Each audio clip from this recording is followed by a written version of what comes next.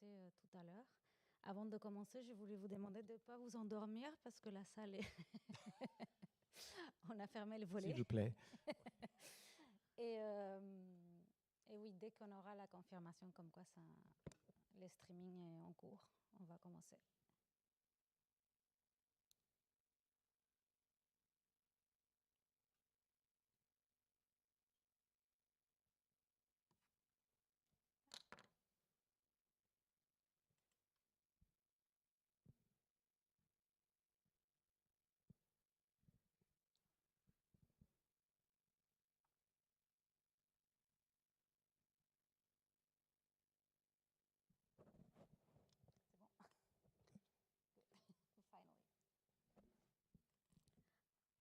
Bon, on va démarrer l'après-midi du colloque.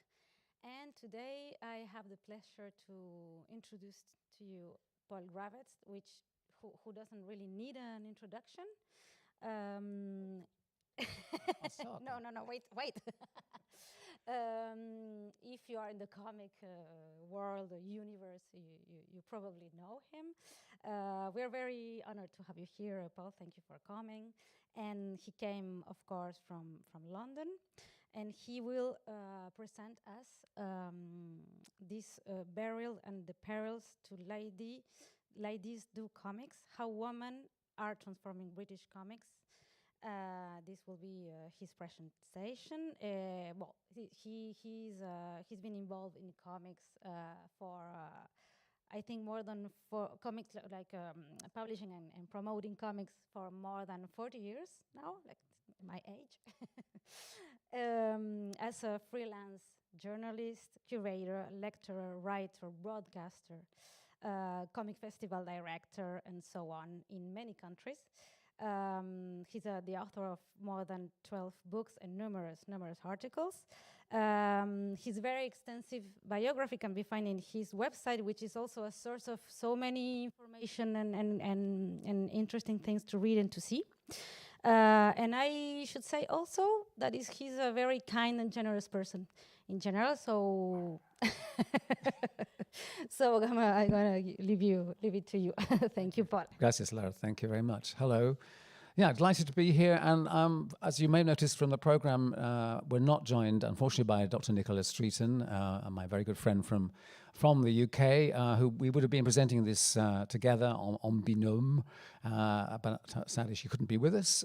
But the talk is certainly, at least in part, dedicated to Nicola. And I wanted to just start by just breaking slightly the barrier here between me behind the screen and you out there in the audience by passing around three things. I want these back, if please don't steal them. I know you won't. But this is Nicola Streeton's book, which I'll be talking about, and I also have my new book on Tove Jansson, and then the book of A Program of Burial the Perils, which you can have a look at just while I'm talking. Good. And yeah, the goal here is to give you some idea of what has been happening, not just in the last sort of 30, 40 years or so, in the UK with comics made by women, but also to look further back at some pioneers, some women who've been able to make tremendous changes in our comics culture. In fact, as Nicola Streeton's book, The Inking Woman, demonstrates, we have in the UK a history that goes back around 250 years. If you broaden the term comics to embrace also caricature and cartoon, then the lady on the right there, you can see in the opening image, is actually Mary Darley, who was a very early caricaturist, and in fact wrote the first book, certainly published in Britain, about the art of caricature. And as you are well aware, caricature is one of the various sources and origins of comics. It's used, of course, to this day. But I'm going to start with this. This is from, there's not too much text, but this is from a new catalogue that has just been published by Flammarion. And it's for an exhibition that is touring in Spain to 9 museums, and which includes hardly any original artwork by women at all. I think there are some Spanish artists included, possibly even one or more women are included. And this is from the catalogue, published by Flammarion. it basically, this page essentially sums up the fact that at least now the Academy here in Paris, Académie des Beaux-Arts, has elected Catherine Meurice as the first woman to be part of the Academy, who has come from comics. And as the writer goes on to say, today women have an essential part to play in comics, although, of course, previously they have been rather overlooked. The section continues beset with some very unusual mistakes, including calling Marjane Satrapi Lebanese, which, of course, she is most definitely not. She is, of course, Iranian. But even further ahead, you can see here that there's a sentence here that says, sadly, before this recent supposedly discovery of women making comics with people like Marjane Satrapi, Ruta Modan, and Emile Ferris. Before that, the situation mainly started in the 21st century and the rise of the new type of independent publishing. Sadly, before that, during the period this book covers, and the exhibition too, most women present in the field were either colorists or considered too frightening for the industry. The writer then goes on to cite June Mills, who I imagine Trina Robbins will talk about tomorrow, who changed her name to Tape Mills, as you may know, because her character, Miss Fury, was censored in 1947 because of its vivacity, using whips and lingerie scenes. Anyway, the point is, this, I'm not quite the whole thing, but essentially it reflects that we are 2022 and we can still have major collections, major exhibitions, events of this kind, this in fact going on right now in Spain, where women are still marginalized to an extraordinary degree. In contrast, as I've just mentioned, Nicholas Streeton's study with Kath Tate, The Inking Woman, which of course is a jeu de mots, a pun on the thinking woman. In this case, inking woman refers to not just making comics, but making cartoons, posters, graphics of many kinds, caricatures as well. And it's a very important study. Particularly, Nicola's focus here is very much on the importance of women being able to express dissent with the patriarchy and to use comics and cartooning, particularly, to get across strong messages of feminism. This relates, though, now also to a current exhibition, which if you come to London, this is on at the Cartoon Museum, where I used to work in the 90s, where Mary Darley, who was one of the very first pioneers of caricature, you can see her dates there. She flourished, we don't know her exact dates, but she flourished from 1756 to 1779, so it is 250 years ago. And she was viewed as the first professional female cartoonist in Britain. And the Cartoon Museum currently is very cleverly putting together Mary Darley from the 18th century with a present-day contemporary cartoonist named Sarah Akintarinwa, and she is doing the same thing, in fact, that Mary did. She is actually looking at London life, London types, and doing satirical caricatures of what life is like now in 2022. So a very nice juxtaposition of the past and the present in that current exhibition. And what's interesting is that Mary Darley produced this sort of how-to book. As you may be aware, caricature, when it was first introduced, it obviously began, as you know, in Italy, first introduced into Britain anyway, it was seen as a rather a frippery, a rather silly exercise in making fun of your people in your social class or other types. But this was actually produced by Mary Darley to give you principles of how to do it yourself, the first guide to how to make them. And she did also do political satire. She wasn't just doing the caricatural approach. But she ended up focusing more on this. But this is no earlier book in English language than this, explaining the process. That was in 1762 of how you make them. And she had elaborate instructions and displayed different ways that you could caricature people. This also, of course, belonged to an idea back then of physiognomy, where what you looked like would reflect your personality, and you could obviously exaggerate that in caricatures. So here is Sarah Akintarinwa with her display. You can see just behind her on the left there, you can see some of Mary Darley's prints, and beneath them some of her some of Sarah's new cartoons based on types and in London at the moment. And Sarah's also been producing a body of work for the Welcome collection on medical themes called Body Equality. So these have been appearing online, and a very talented young artist. There were many people, I should explain, Mary Darley was not just a cartoonist and a person who made a book about caricature. She was also a seller of prints. And as I think other people have mentioned this morning already, women play a role not just in the making, as in writing or drawing comics, but also in selling them, publishing them, editing them, promoting them. They get involved in many levels of this medium. And this is just a little note, because you probably can't quite see, but no, you can't really. Sorry, but the HH, which you can only just about see here, it stands for Hannah Humphrey, and she was the print seller in London who particularly promoted James Gilray. This is obviously an enlarged detail from one of his prints. And she, along with many other people mentioned here, Jane Hogarth, Mary Darley, you've already mentioned, and Sarah Hart, all women, all print sellers. They would publish and they would then sell them through their shop galleries. And here is a little detail of what one of these galleries would look like. People would buy them to put on their walls or to put into albums, in much the same way that we perhaps might have in the past, we might have a video or a DVD, or now, I suppose, downstreaming of a movie. Back in this era, for entertaining your guests after a dinner, you would bring in an album of caricatures, of prints of this kind, to share and enjoy together as a kind of entertainment. And this comes, in fact, from a flyer as a print seller and stationer. This is the whole flyer. And interesting to note, by the way, that she also sells, you can see there in the middle perhaps, I don't know if you can, sells flower pieces in watercolors painted by herself from the life. So in this case, Dorothy Mercier is the name of this particular seller. She was also a fine artist and publisher, publishing her own images, not cartoons, but floral illustrations.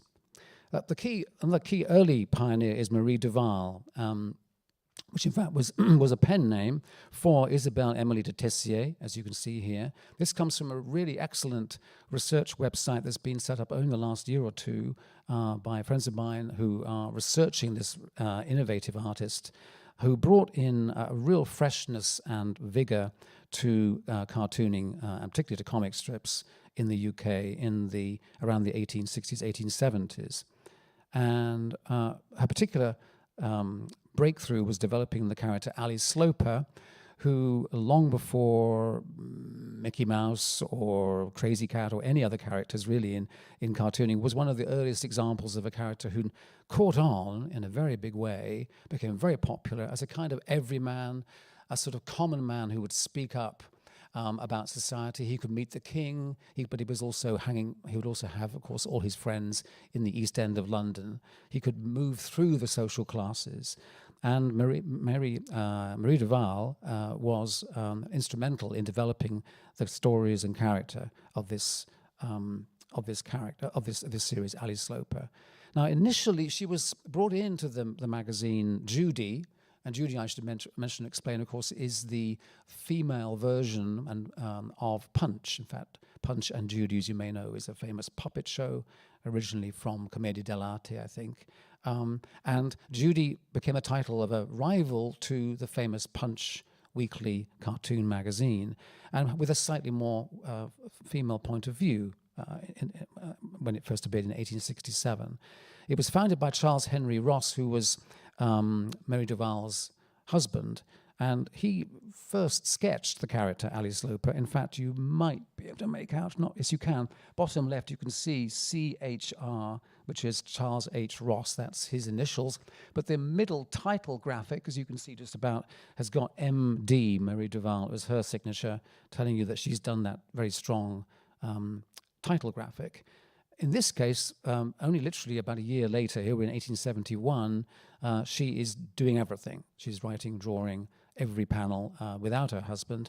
This admittedly is before Alice Sloper, or not an Alice Sloper appearance, but this gives you an idea of what her art book was like. Now, she was a very talented artist, but she deliberately used a slightly raw and pretend childlike drawing style, partly influenced by artists like Wilhelm Busch from Germany.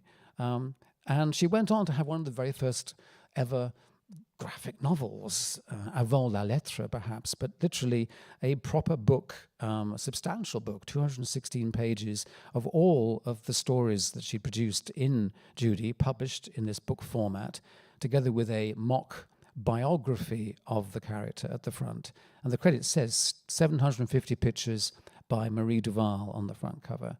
And here is the title page with Sloper and his family, and there an example of the pages within. Always with no speech balloons, always with typeset narrative, but definitely sequential and, as I said, enormously popular. The character went on to have his own weekly magazine, which was one of the biggest selling cartoon magazines in the world at the time, and ran for many years. Another artist that is not so well known, I must admit I have not seen much written about her either, is Georgina Bowers. What this reflects is perhaps a rather different set of values and perspectives on society, because Georgina was quite well off. She moved in high society, and particularly amongst the country set who enjoyed hunting, and she would make cartoons for Punch, which was always a more upper class, more refined magazine than something like Alice Sloper, which in fact sold much more. But here she's doing cartoon narratives, not exactly sequential, but they involve the same characters over time, with elaborate captions written, typeset captions written separately. And that first book collected 16 of those. But we come to the period now of so this graphic is slightly covered up, isn't it, on the left there? Oh, no, it is readable. Okay. This is a cartoon from the Daily Mirror. You might not know this paper, but it's one of the most, still one of the most successful daily newspapers, but which began, again, with a remit to be slightly more light, shall we say, in terms of news, but also to be appealing to women. In this case, their regular newspaper strip was by a man called W.K. Hazelden, and his reflections included this one where he's contrasting the protests, heroism in ancient times with the modern protests by suffragettes, who, as you know, in Britain were trying to finally get the votes for women. A long struggle, which in fact had been going on before this, but continued now, but it was still often ridiculed in the press, obviously by male cartoonists. Women also used the cartoon form. I'm sorry, this slide has lost a little bit of its information at the top there, but this was a thing called the Suffragette Atelier from 1913, and here they've used a very powerful cartoon format to contrast the people who are denied, or were then denied, the vote, even mayors or nurses, mothers, doctors, teachers, factory workers, and then if you happen to be a man, all of these men would still be entitled to vote, including convicts, lunatics, proprietors of white slaves, people unfit for service, or drunks. So this was obviously trying to really highlight the inequities and injustice of women not being able to vote, and shows, once again, women using the cartoon vocabulary and system to get across their grievances. I'm just jumping a little bit here because this is showing you that in more recent years there's been an excellent graphic novel, more than one actually, dealing with the votes for women campaigning and the extraordinary lengths that they went to, and the terrible tortures they endured, including force feeding in prison. Right, and that one is written and drawn by a woman, by women together. Another very interesting early artist, largely overlooked, is Anne Harriet Fish, who came up with this very light and enjoyable flapper comic character, possibly slightly pre-flapper, 1916 anyway, during the First World War. And her appearing in the Tatler, of course, this again was very high society, not for everybody, definitely for the well-off, the rich. But her stories were beautifully produced and have a light, frothy exuberance to them to reflect the fact that here is a young woman being herself and trying to, starting to be more liberated and more self-fulfilled, even though very often her storylines end up in some disarray. There's a comment here about how the work of Anne Harriet Fish on Eve has ended up in a clearly recognized figure of modern life, as clearly recognized as are the figures of George Belcher, Dana Gibson, as in the Gibson Girls, and Bateman, that's H.M. Bateman, another British cartoonist. And she was extremely successful, not just in the UK. She was working also in Punch there, you can see on the left, but also got a chance to work in full colour in the American Sunday pages, which didn't happen for many British artists, let alone women from Britain. So that's Anne Harriet Fish. Jumping ahead further, this is another artist who only came to light when I was involved in the British Library. I should explain briefly. In 2014, my co-curator, John Harris Dunning, and I were able to be invited in as external curators to work with the enormous archives of the British Library, who are the copyright holder and deposit, like the Bibliothèque Nationale here in Paris, for all published items, or almost everything. And amongst the things artists we found out was this artist named Raina Bull, who used a number of pen names to work in essentially, shall we say, bondage and erotica magazines, very specialist ones, obviously aimed at men, it has to be said, but she was often writing and drawing these erotic stories. And we thought this was fascinating to see in the 50s that these are virtually unknown at the time. This is, as I say, only a few years ago they've come to light, and her work is very of its time, of course, not of its type, but it's extremely well done and never been collected or put together. So an artist that is only now coming to light in the present day. She even produced remarkable science fiction covers where, in both cases here, we can see very strong, heroic female characters here. It's the man in peril, which is not what you normally see on the right here, having seen Marika's presentation this morning, and it's very much the woman here who is the heroine, liberating and the rescuer in this case. So these are all just a few examples of women making their own mark on comics, not necessarily conforming to what was expected of them within the particular forms or formats of comics. And we come now to a series from the 60s and 70s, which was unusual in the newspaper strips, because up until this time there had never been, certainly not in Britain, a writer and an artist, two people who were both women working together on a regular daily newspaper strip. Certainly not in Britain. I don't think there are any really in America. There were solo women artists doing everything. But not a team of a writer and an artist doing a daily strip. And Tiffany Jones, very much beautifully drawn, and of course designed to appeal on the one hand to male readers, but also with genuine feminine and feminist point of view of an independent woman a young girl in fact, who comes to London to live in a flat and to make her own life free from her parental control and expectations.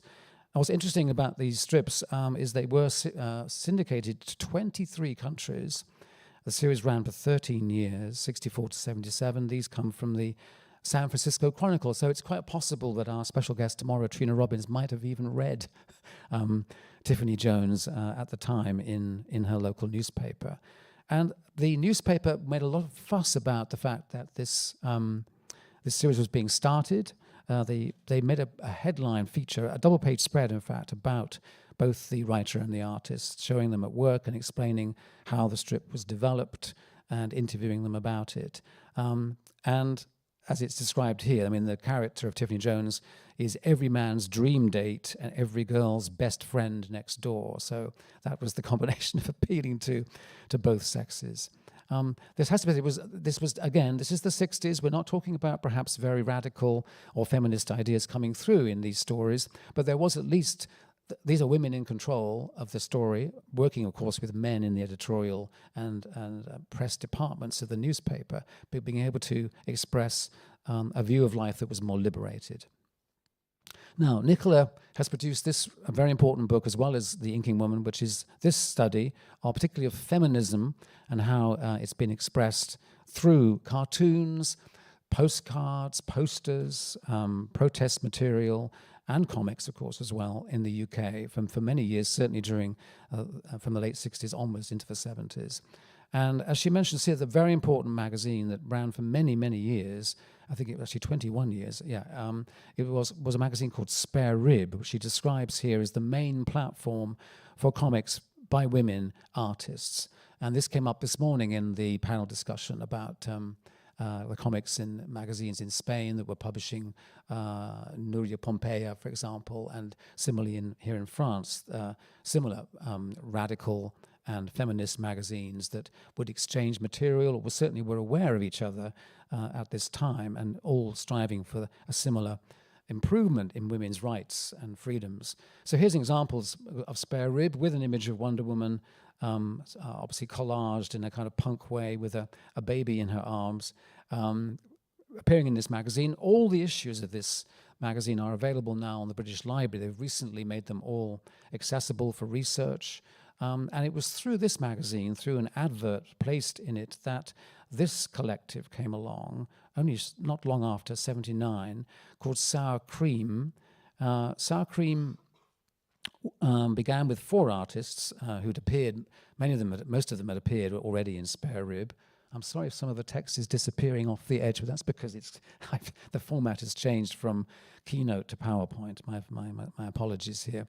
But anyway, but these are, the first issue was self-published, you can see top left, and then from then on they found a publisher the publisher called Sheba Feminist Press, and then the third issue you can see on the right there was essentially imitating the children's comic, the popular children's comic, the Beano, and parodies Desperate Dan on the cover as Desperate Daphne.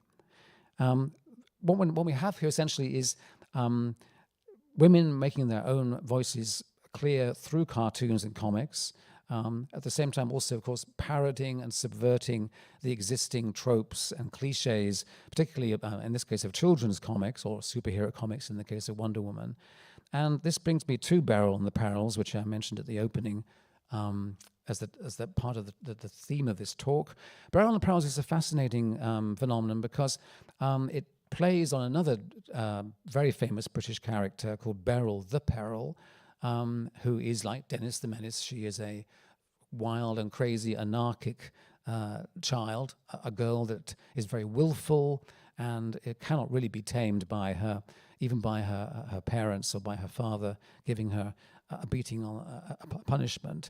And what Nicola Lane, the artist who produced this parody version, imagined was taking these children's characters and making them grow up and retaining many of their anarchic characteristics, but then making them, you can see here we're in the 1970s here, punk rebels, basically, often living in a kind of wild lifestyle, perhaps living in squats in London, living a life, of course, they would never possibly lead in the children's comics. And this Beryl the Peril series began in a underground magazine called International Times, but became a theatre group. They then brought her in to design the programs and promotional posters, but their initial inspiration was seeing her strips in the International Times underground newspaper. And here's an example of one of the strips that she produced. Now, Nicola Lane was sort of forgotten, to be honest with you. A lot of people didn't know.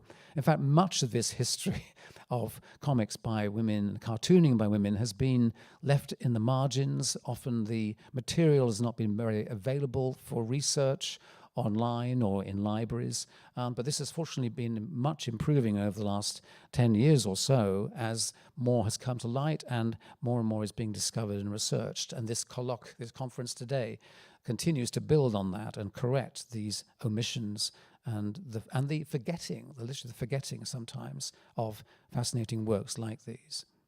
So what happened with Nicola, by the way, is that we were able to make contact with her in 2014 when I was co-creating the show for the British Library, and we were able to include some of her work for the first time for the public, and I will return to her in just a moment. So we're in the late 70s or so, and in 78 we have the first all-women's underground magazine. This is overlapping, of course, with Anana. Only one issue of this magazine appeared, Heroine. It was edited, and the cover illustration is by Susie Varty. It came from an arts lab in Birmingham. Arts labs were kind of experimental artist workshops, which were set up across the UK in different places, and many artists have started there, but this is the first time that they'd done specifically a comic by and about women's experience. Sadly, only one issue of this appeared, but it was a breakthrough work at the time, and led again to bringing more people together to discover each other and to build a community of women artists questioning the hierarchy and patriarchy of society. We come to Posy Simmonds. This I want to mention particularly for our friend Marika Villa from Spain, because I know Marika was saying she used to draw for the romantic comics in Spain, and one of the these Spanish comics were also, of course, published first, actually, many of them in London, in Britain, and they were read by the young Posy Simmonds, who absolutely loved the drawing styles of the specifically Spanish artists who worked on these comics.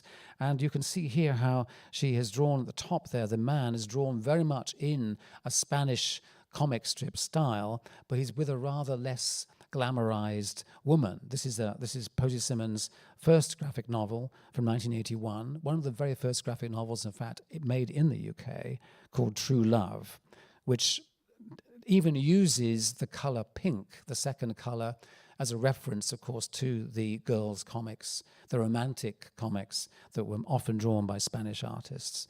And it was a breakthrough work. Posy Simmonds' work began in the newspapers, in the Guardian newspaper in 1977. In particular, she had a weekly appearance there on the women's page. She was the first person to have a large, almost half-page space to draw in, not just a little narrow 3 or 4 panels. And from this, she's developed serialized graphic novels, which are some of the most remarkable of recent years.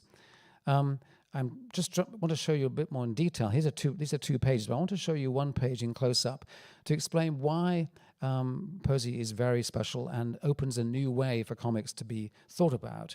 This is just half of one of her pages, but what she does is that she doesn't just, she's of course an autrice ambivalente. You may not have come across this word, but ambivalent is a phrase that Lu Huifeng, the scénariste, the French scriptwriter, wants us to use instead of the phrase auteur or autrice complète, because as she feels, if we have the word ambivalent, it just means that it's people that can do both the writing and the drawing, which Posy can do.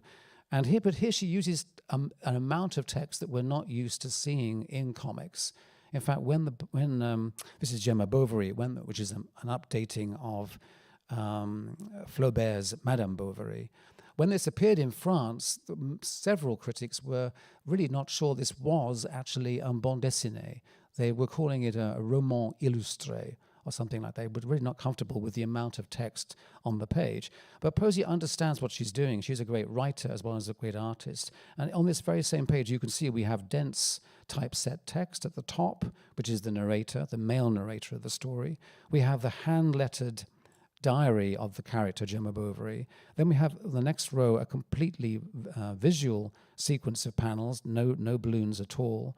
We then jump to the bottom half and we have the rest of it where a speech balloon appears and she reads a letter which we can read underneath. We can see the letter that's been sent to her.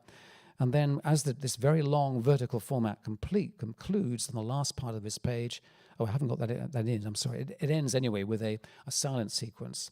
So this use of text and seamlessly flowing between pure text and pure visuals and then all of the variations of comics in between opens up an enormous potential for comics to develop in ways we haven't seen before, hardly at all, by really integrating almost in like a newspaper, because Posy, as a newspaper artist, cartoonist, she understands that form of the comic.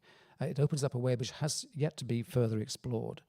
And it partly comes, or is inspired anyway, by her reading of British girls' comics. This is the Four Marys, 4 different schoolgirls, all called Mary, one of whom comes from a rather working class background compared to the other 3, all in school. And what you'll see here is that there is quite a lot of typeset text, including, as you can see there on the bottom left, a complete section, a paragraph almost, of text, which just moves the story forward without pictures, or with just the most minimal picture, because that is how you condense the story and can get it to sometimes you don't have to have a picture for every piece of text. And you don't have to be afraid, I hope, of asking readers like you to read some text. I mean, you can manage that. It hasn't all got to be pictures. Anyway, that's important. And this is what it's resulted in. From this innovation, we've had this, for example, this is from Tamara Drew, with a fluidity and a flexibility of design, of pictures and words in a beautiful symphony, a dialogue, literally, across the pages. And I think she's doing something remarkable with the form. Posey's also done, of course, children's books. There's a couple of those I could just show you. Right, I'm just going to whiz on, but that's Posey. Then she emerged in the 70s. Back in the 70s also, Shrubland Strife magazine, one of many radical feminist magazines from the UK, not a comic, but including lots of cartoon imagery, cartoon covers, and in fact, I think this is in the wrong position, forgive me. Yeah, that's not, sorry, I should have put this has not been swapped properly. And this is just, sorry, a coda, forgive me, this is just an updating on Posey Simmons being inducted into the Royal Society of Literature, which is another example of the remarkable changes that have happened in the UK, that after many, many years, the first people to actually produce comics in graphic novel form have been included alongside so-called proper authors who don't use pictures. So forgive me, that was slightly out of order there, because forgive me. Right, this is the work of Kath Jackson, and she's one of a group of women artists through the radical feminist magazines like Spare Rib and others, who produced important and feminist ideas through their cartoons and strips. Wonder Women, of course, being at least partially a reference to Wonder Woman, and specifically feminist, published by Battle Axe Books, that's in 1984. And also in the 1980s, we have her lesbian series, Vera, the Visible Lesbian, appearing in City Limits, a variation on Time Out magazine in London. They were also collected into book form. There are many, many more women artists from this period, quite a few of them not using the comic strip format, nothing wrong with that. They would go for the single panel cartoon, which could be just as powerful. And many of those were also published as postcards. There was a very successful revival of the postcard with a cartoon on them during this era of the 70s and 80s. Other artists appearing at this time, Merrily Harper from Punch magazine. Punch, notoriously not very welcoming to women artists. It's a famous cartoon magazine. They once had a special issue, only once, one issue of a women's issue of Punch, where the entire issue featured women artists, and they had a guest women's editor. They still put a really distinctly non-feminist cover cartoon on the front, not drawn by a woman, but by a man, which of course really kind of subverted the whole goal of that particular issue. Women were not particularly welcomed, but Mary Harper had a successful series parodying the life of city people who want to live a new and romantic and bucolic life in the countryside, and their escapades. Amongst the other artists emerging from this period, Corinne Perlman, who we'll return to later as a publisher as well, but she produced remarkable comics about being a Jewish or an unassimilated Jewish woman, Jewess, in London, and these were appearing at this time too. As were also, we go now more into a kind of post underground inspired phase to a more new wave and punk aesthetic from the 80s or so. This is Myra Hancock's work, and in fact Myra Hancock and I joined Trina Robbins in Lucca, the comics festival in 1984, and the three of us climbed up to the top of the Leaning Tower of Pisa. And that's been an unforgettable experience we all had. And Myra and I were British guests at that Lucca festival. Myra came from the small press self-publishing scene in the UK. One shouldn't underestimate the importance of xerography or photocopying to liberate people to make their own magazines, sometimes only in tiny editions of 20, 50, or 100. And in this case, often they were hand-colored covers. And her aesthetic was quite punky, and she would also still play with the cliches of the romance comics that she grew up with. But also, of course, she would also add an edge and criticism of them at the same time. These were little A5 zines that were sold through a distribution service that I helped to set up in the 80s called Fast Fiction, which brought together hundreds, really, of people making their own self-published comics. The majority of them photocopied. And here, for example, she's celebrating Fast Fiction's 4th birthday. She produced 7 issues of her magazine. And on the right, you can see the 8th issue, where she, amongst other things, she collaborated on one story by Alan Moore, the famous British writer who was a big admirer of her work. 21st Century Comics, Rocks into Town. That's Myra. Another artist that emerged from the UK small press and is a really special one, in my humble opinion, is Carol Swain. She came along to a workshop that was held at the ICA in, what year was that? I suppose 1987, I think it probably was, yes. They had an exhibition called Comics Iconoclasm, about the influence of comics on, not just on pop art, but on modern art through to that period. But the comics themselves weren't included. It was all about the art. I mean, the source material was very much left out or hardly featured. But they did allow a few workshops to happen. And in one of the workshops, Carol Swain came along and made her very first comic. She, as I say here, she came from painting. And she found frustration trying to put all her ideas into one canvas and wanted to express herself in multiple panels, and developed into a unique kind of storyteller and artist.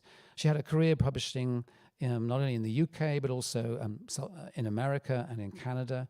And here she's published by Fantagraphics. And her drawing technique uses a kind of grisaille, kind of charcoal effect to create mood and atmosphere. And her narratives are very brooding and dark, and set very often in the Welsh countryside in the southwest of Britain, which has its own unique atmosphere. And this work is some of the best, in my opinion, of the era. This particular graphic novel, Gassed, is remarkable too. So I'm showing you rather too many images of them, but I am extremely. I encourage you to discover her work. Carol Swain is really special. Right, but maybe too many images there, sorry. Right, okay. Right, then there were, of course, many other women. And in 1990, Carol Bennett, who was the co-publisher at Knockabout Comics, put together an anthology collecting 7 of the most exciting artists emerging at that time, including, as you can see at the bottom there, Carol Swain, Into the 7 Ages of Women, which took the famous Shakespearean phrase, to say 7 ages of man, and applied it to women. And then from that success of that, Carol developed a line of comics under the name Fanny, which appeared in the traditional American comic book format, with themes. The first one had the theme of an anti-war storylines. There were other ones about sex and voyeurism. There was one about immaculate conception, for example. And this was an important focus for, again, a generation of new and emerging artists, women artists at this time. The Fanny series, I think, published something like over 50 different artists during the course of its run. It also ran 2 issues of a lesbian anthology called Dyke's Delight, which was headlined, of course, by Kate Charlesworth, who for many years in the gay press in the UK had been publishing lesbian newspaper strips. And it features, for example, on the cover on the left there, you can see her character, Auntie Studs. And on the right is the cover of her recent graphic novel, which has just recently been published in French as well. And she is one of the great figures in contemporary women's comics in the UK, and a tremendous graphic novelist in her own right. Out of this period also came several other anthologies and unique authors. Tremendously exciting work, much of it not very easy to document. These are often small press editions, often not perhaps kept by libraries or institutions that well. Girlfriends, as you can see here, ran for 6 issues, put together by Erica Smith. And again, this is during what's called the kind of the Riot Girls era, a kind of post-punk era of energy and creativity that women were very much involved with in the UK. And a whole generation of new artists came up through these anthologies. That cannot be understated, the importance, it seems to me, of having groups of people coming together. A magazine is a perfect vehicle for this. If you're able to build a community, to have a sense of belonging and sharing, this gives you great strength. You might want to be your own author, doing something totally independent. But as we've seen with magazines like Anana and others, and these in the UK, women came together and found solidarity and sisterhood and empowerment by having a group identity that could then reach out to a wide audience. And it's also, by the way, as you mentioned, Erica went on to make a special issue building up to the year 2000, the Girl Frenzy Millennial, which and her tagline was "Articles and strips and no makeup tips." Another wonderful artist, I should try and find more examples to show you, but I came across her work when she was just starting out self-publishing. This actually is the book collection that came later from a mainstream publisher. This is Lucy Sweet, Unskinny, but fantastic title. As it says here, disgustingly scatological, or brackets, a bit rude, says the author, Lucy Sweet, about girls who have fun, but I couldn't give a damn about the size of their thighs. And these comics are tremendous fun because she was actually introducing fantasies of real stars, pop stars, sports stars, film stars, falling in love with her. This was like reversing the usual romance cliches. In this case, she's in control of the romance. She decides if what happens, if there's going to be any sex or not, or what kind of attraction there will be. And the drawing is full of energy and vivacity and wit. And not surprisingly, she got discovered quite rapidly, and the stories were put out into a mainstream book edition, as well as coming from her self-published comics. Now, we shouldn't overlook erotica, because there is, of course, erotica by and for women, but probably also for men, probably has to be said. This is the work of Paula Meadows. That's the pen name of Lynn Paula Russell, an artist who is quite remarkable for being a pioneer, really, in the erotic genre by women. And these stories actually were published here in France, and later on by the Erotic Print Society back in the UK. And they are not purely fantasies. They were partly, in this case, based on her own experiences, her own exploration of sexuality, particularly sadomasochism. And she channeled this into some remarkable erotic material, which I think stands up alongside. In fact, it's important because women, of course, make erotica as well. It should not be a surprise. But she's one of the rare examples of that kind of work being made in the UK. The last few years, certainly since around the late 90s and 2000, we have seen, as we've seen almost everywhere, as I mentioned in Germany, mentioned also elsewhere, a remarkable flowering of diversity in comics. I mean, this medium has never been more active and more progressive and more inclusive. And women have been making much of the advances, really. So often they are quite a few steps ahead of many of their male counterparts. And they have introduced storylines which I think the medium has been waiting for so long, that break free from so many of the stereotypes and cliches that have drowned and still drown the medium now. Here, for example, Fluffy by Simone Lear might look like a very sort of light childlike, sort of naive storyline, a very sweet one, but in fact it has all kinds of psychological and surreal elements to it, which make it a very rich work indeed. Simone Lear is one of the true originals of this modern generation, published by Jonathan Cape, one of the big literary publishers, who also published Posey Simmons. There was also, I'm sorry, my slides are not in the right order. Maybe this has happened because of the change between Keynote and PowerPoint. Never mind. I'm just going to jump ahead quickly there. This is another work by Simone Lear, which is called Please God, Find Me a Husband, which is, of course, full of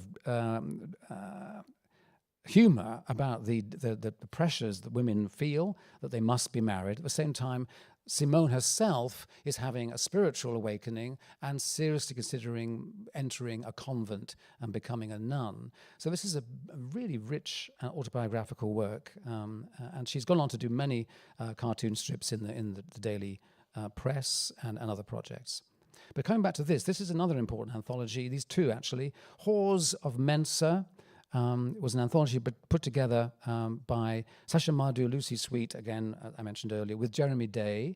They ran actually 5 issues altogether. There's 4 covers on the left, you can see. Very bold and individualistic. Again, a group coming together of these 3 women who decided to expand the group and also to internationalize the group once they were joined by the American cartoonist Ellen Lindner, who was living in London, in fact, at this time. And they then made it into a larger anthology called The Strumpet. These, again, are taking slightly negative terms, should we say, about, certainly the strumpet is not a positive term to describe a woman, but they've twisted it and turned it into a positive thing. And these anthologies were rich with very interesting transatlantic exchanges. Now, we also have women from other cultural backgrounds. In this case, this is Asia Alfazi, who, as you can clearly see, is strongly influenced by manga. There's a whole other way that's coming in, as we're all aware everywhere, of the influence of manga on comics creation. Now, what's interesting about Asia is she grew up in Libya, and she had no idea about manga at all. All she saw were anime cartoons on TV from Japan. In fact, not really even knowing they were from Japan, perhaps. But when her family moved to Scotland, it was in a library she discovered the manga books that were were the basis of the animation, the sources of the stories in the anime. And from there, she fell in love with manga and decided that she was going to pursue becoming a manga artist and making manga herself.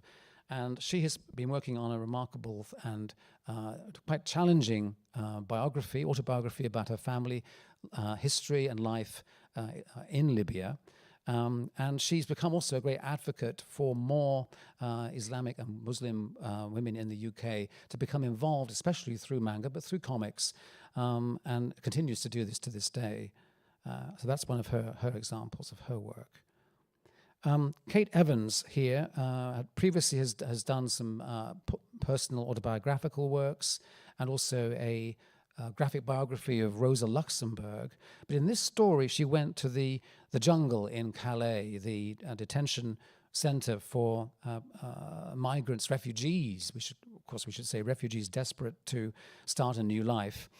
This book, Threads, actually incorporates, as you can see on the page here, there's between the panel borders, there are threads of lace, derived, of course, from the local lace industry and art of the region around Calais.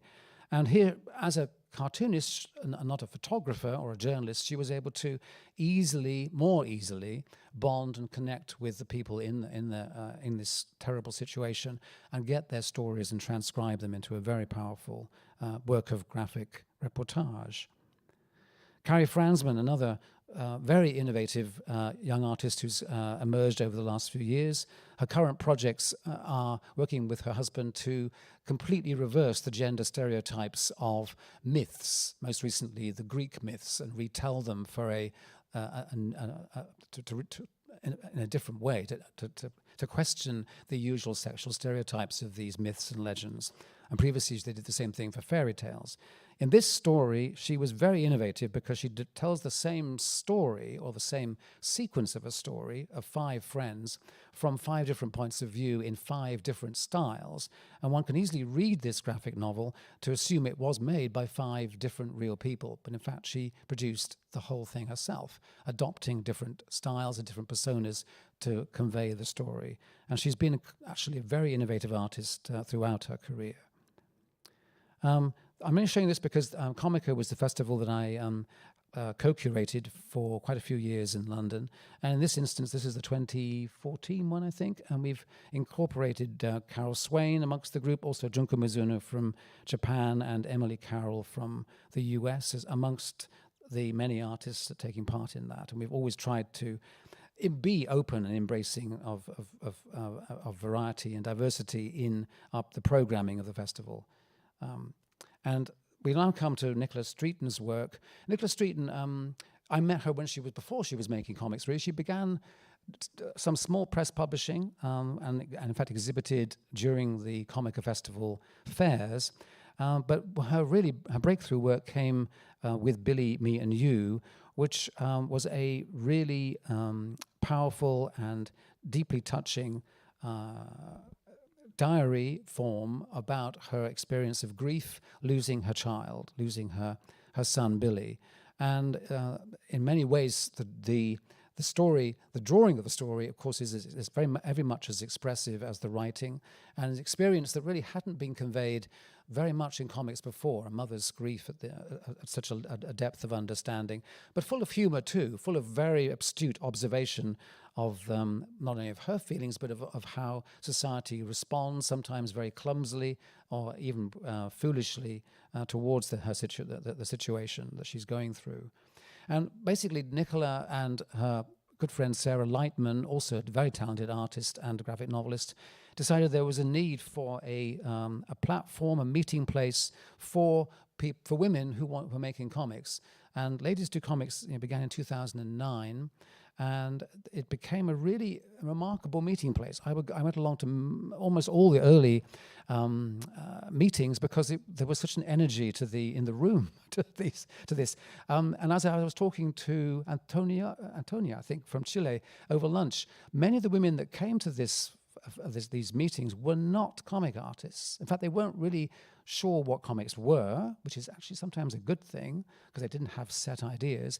They may have come from other medium, other worlds. Maybe it was fabric design, photography, illustration, fine art. But they then perhaps realized that what an extraordinary medium comics could be for them, that it could be the perfect medium if they want to write and draw and they have a story to tell. This could be the medium for them.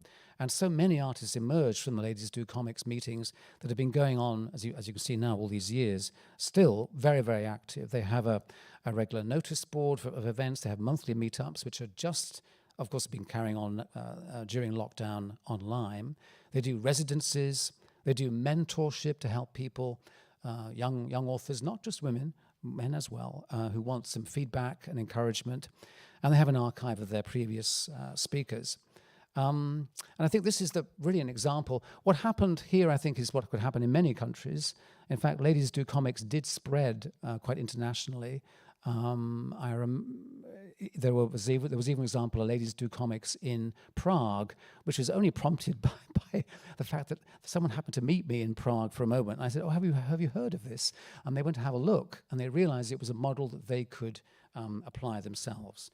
Right, I'm almost at the end now. Don't worry, we're slightly overrunning. But here's an image from the Ladies Do Comics meetings, and they were very often, early on, they would have a big opening discussion and debate about what the themes. But some of the artists who were presenting at Ladies and whose works came out partly through the encouragement of Ladies. This is Katie Green and her story, Lighter Than My Shadow, in which she personifies as this sinister, shadowy energy her eating disorders. She had severe eating disorders. And another artist who I remember meeting for the first time, she came and we were all impressed at the Ladies Do Comics, was Una, presenting her work and seeing her individual images. I remember the one here on the right thinking, that's an extraordinarily powerful image. She was making prints. she hadn't thought of making them into comics. And she said, I can't, shall I use these for comics? And we're all saying, yes, you can put them in, they can be in comics. The whole point really about comics should be that it should be as wide open as possible to every form of writing and drawing, and that really everybody that wants to do them should be able to find their own way, their own voice. I think this image on the right again here is so powerful. The storyline deals, amongst other things, with sexism toward which she endured during the 70s, and being called a slut, being called a woman who would sleep with anybody, being demeaned by men. And she's literally carrying the burden of these words like a heavy load on her back. The speech balloon becomes a weight on her shoulders. And so very often graphically, people that don't know how comics are meant to be made make the best comics, because they're not stuck inside the systems and all the cliches and the formulas of comics, and they're free to invent them and make them their own language.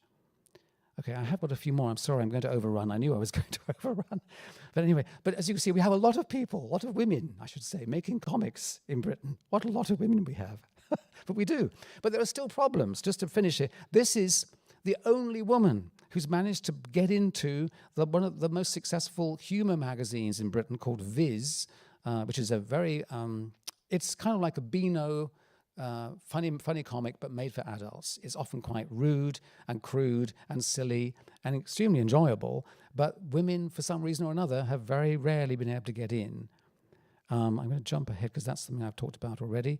Then here, this is Rachel Ball. She now is one of the people running Ladies Do Comics, because both Nicola and Sarah Lightman have gone on to other things, but they're still involved. But it's now Rachel Ball with another team running the thing. This is a storyline that she serialized as a blog, one panel at a time, about her experiences with breast cancer. In fact, she had a mastectomy. But it's a very surreal, strange story. It is not a simple, I shouldn't say simple, it isn't a straightforward diary or autobiographical narration. She comes up with this surreal, strange world of the inflatable woman. And from the fine art world, again, coming back to that, this is the work of Emma Talbot, who I really hoped would go on to do more graphic novel work. She tends to work on a large scale, beautiful work, and really, really important narratives. So there's no reason why it has to be in print. We want comics to also be in the art galleries. They can belong there too.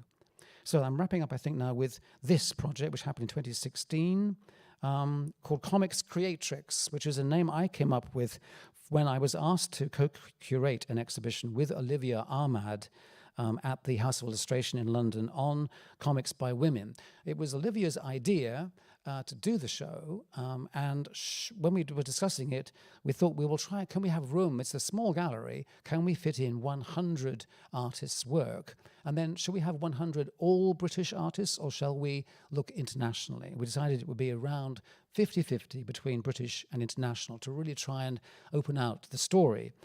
This is quite different, by the way, from The Inking Woman, which was also an exhibition, but was specifically British only, but included all the cartoon and caricature forms and posters and postcards, and was not just comics.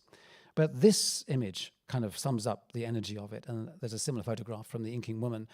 This is just like here today. When you bring these people together, many times they haven't all met each other before. In fact, one or two of the people here weren't really even known about before this exhibition happened to their peers. There's a cross-generational energy that happens here. This was such a celebration on the opening night. And it's the context, of course, was in 2016 that this was only opening a few weeks or so after the hoo-ha, the craziness of Angoulême in 2016, where you may recall there was a list of nominees for the Grand Prix, and there was not one woman on the list. And that wasn't planned, but it ended up with this exhibition being timing with that. So I know I'm over time now, so I'm just going to whiz through, giving you an impression of how the show was organized. We had the artwork on the wall with the books beneath, so you could see more of the books and flick through them. And there was a very good opening night for that. This is, there's Audrey Niffenegger, you might have heard of, who's famous for The Time Traveler's Wife, but is also a graphic novelist before she was doing her novels, and that's Kate Evans. And then just to wrap up, some of the other important women playing crucial roles right now in British comics.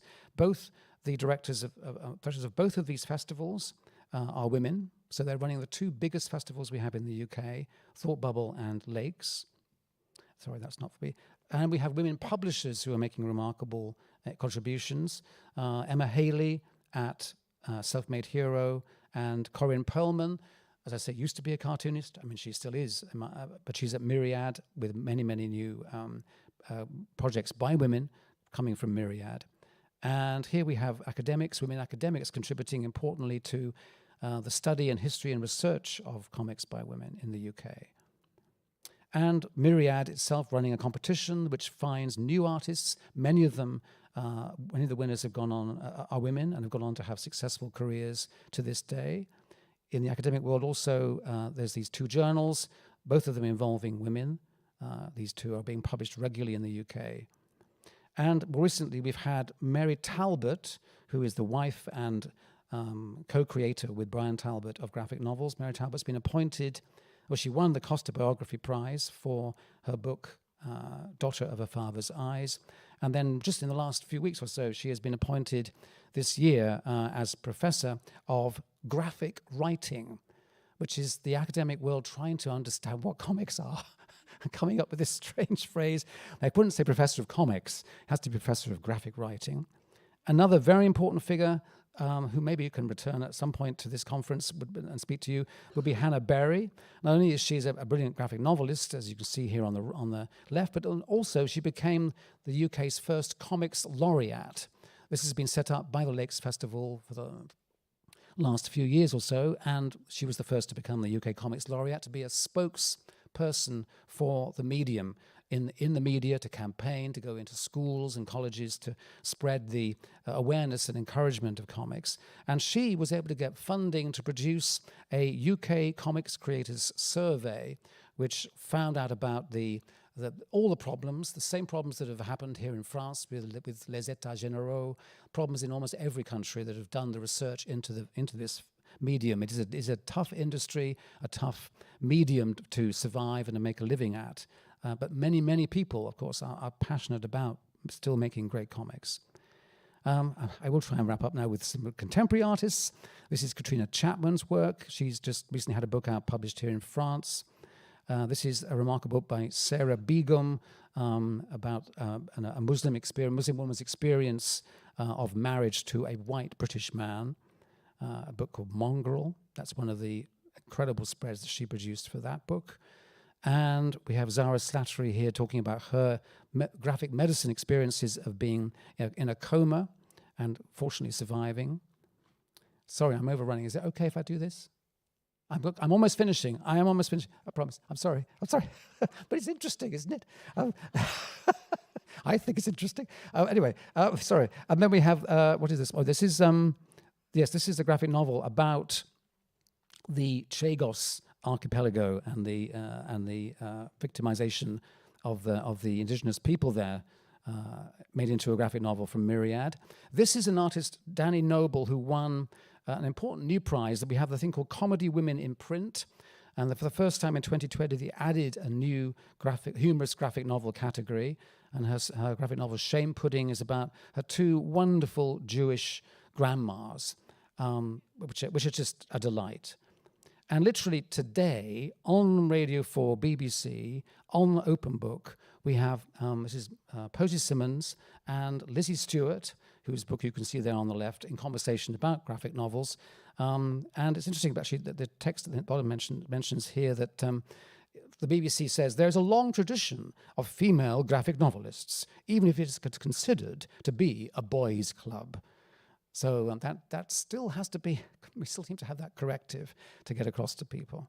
And literally on Monday, where I'm going, and you're all invited if you want to come to London, Ladies Do Comics has done this remarkable reach out to creators to link up African origin creators in the UK with people from Uganda, Rwanda, Tanzania, and Kenya, and with big funding to bring them over and exhibit them and promote them. So these were the winners of the awards to produce new comics. So Ladies Do Comics is connecting with the African African creators of comics as well. That's it, but that gives you an idea that we've come quite a long way, and that British comics and women have been enriching each other for 250 years, and long may it continue. Thank you for your patience. Thank you.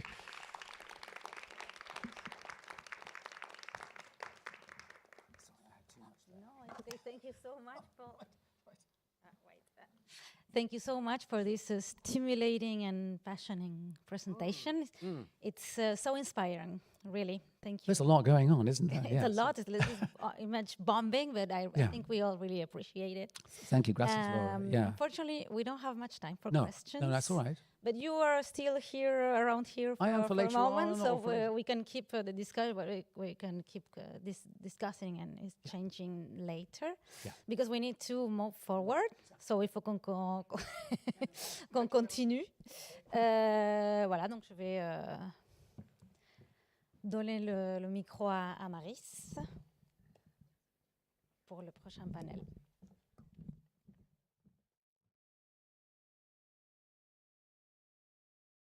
À cet événement et pour l'intervention qui était passionnante. On a découvert un grand nombre de créatrices anglo-saxonnes.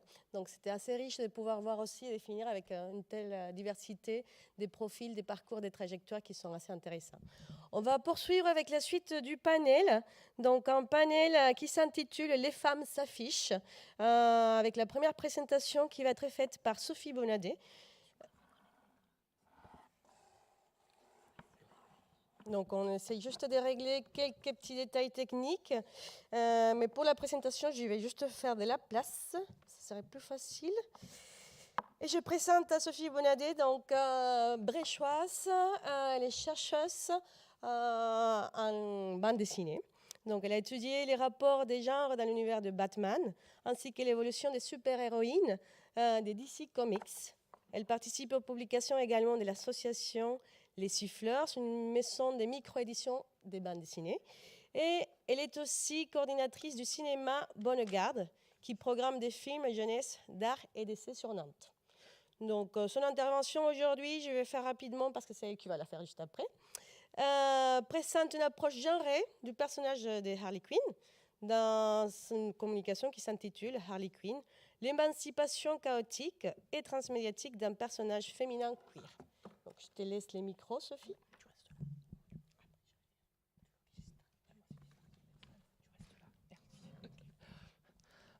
On m'entend ? Oui, ok. Bonjour à tous et à toutes. Donc, comme a dit Maris, je vais vous faire cette présentation que j'ai intitulée Harlequinade, qui est le titre d'un des premiers épisodes qui va apparaître, Harlequin, et donc sur l'émancipation du personnage d'Harlequin. Donc, je commence tout de suite. Donc, cette présentation porte sur un personnage qui est en fait un personnage secondaire de l'univers de Batman, donc le personnage d'Harlequin. Batman, je pense que vous le connaissez, c'est un personnage qui est apparu dans des comic books, donc c'est les bandes dessinées états-uniennes à parution périodique. Il a été créé en 1939. Il existe depuis plus de 80 ans, donc, et c'est un personnage qui a vu un univers assez vaste être développé autour de lui. Donc à ses débuts, c'est un personnage qui apparaît surtout seul, avec un seul allié qui est en fait le commissaire Gordon, mais rapidement il y a d'autres personnages qui vont rejoindre cet univers, des ennemis comme des alliés. Batman entretient surtout des relations avec des personnages masculins, et le public principal auquel est destiné les aventures de Batman, c'est pensé comme un public d'abord de jeunes garçons, puis d'adolescents et de jeunes adultes, mais plutôt pensé comme des hommes. Donc c'est un univers qu'on dirait masculino-centré. Par contre, c'est un univers qui a vu naître un certain nombre de personnages féminins importants, et dont celle dont nous allons parler aujourd'hui, que nous voyons ici, qui est Harlequin. Donc, cette intervention a donc pour but d'étudier la représentation d'un personnage créé dans un univers d'hommes et créé par des hommes. J'entends le terme de représentation en reprenant les termes de Pascal Horry, donc comme une forme sensible qui est le résultat d'un système de production, de médiation et de réception. L'ensemble des représentations d'une société forme sa culture à un moment donné. Je propose donc de définir les super-héros et super-héroïnes comme des représentations, comme une culture états-unienne dans un premier temps, mais aujourd'hui bien plus mondiale, et de l'étudier dans sa dimension genrée. C'est ce que j'ai fait en fait pendant ma thèse entre 2014 et 2019, où j'ai étudié l'univers de Batman et sa répartition genrée et son évolution, surtout entre 1980 et 2016. J'ai mentionné le personnage d'Harley Quinn dans ma thèse, mais j'ai jamais pris vraiment le temps de l'étudier en profondeur, parce qu'en fait c'est un personnage qui est résolument transmédiatique, et j'ai fait ma thèse sur les comic books.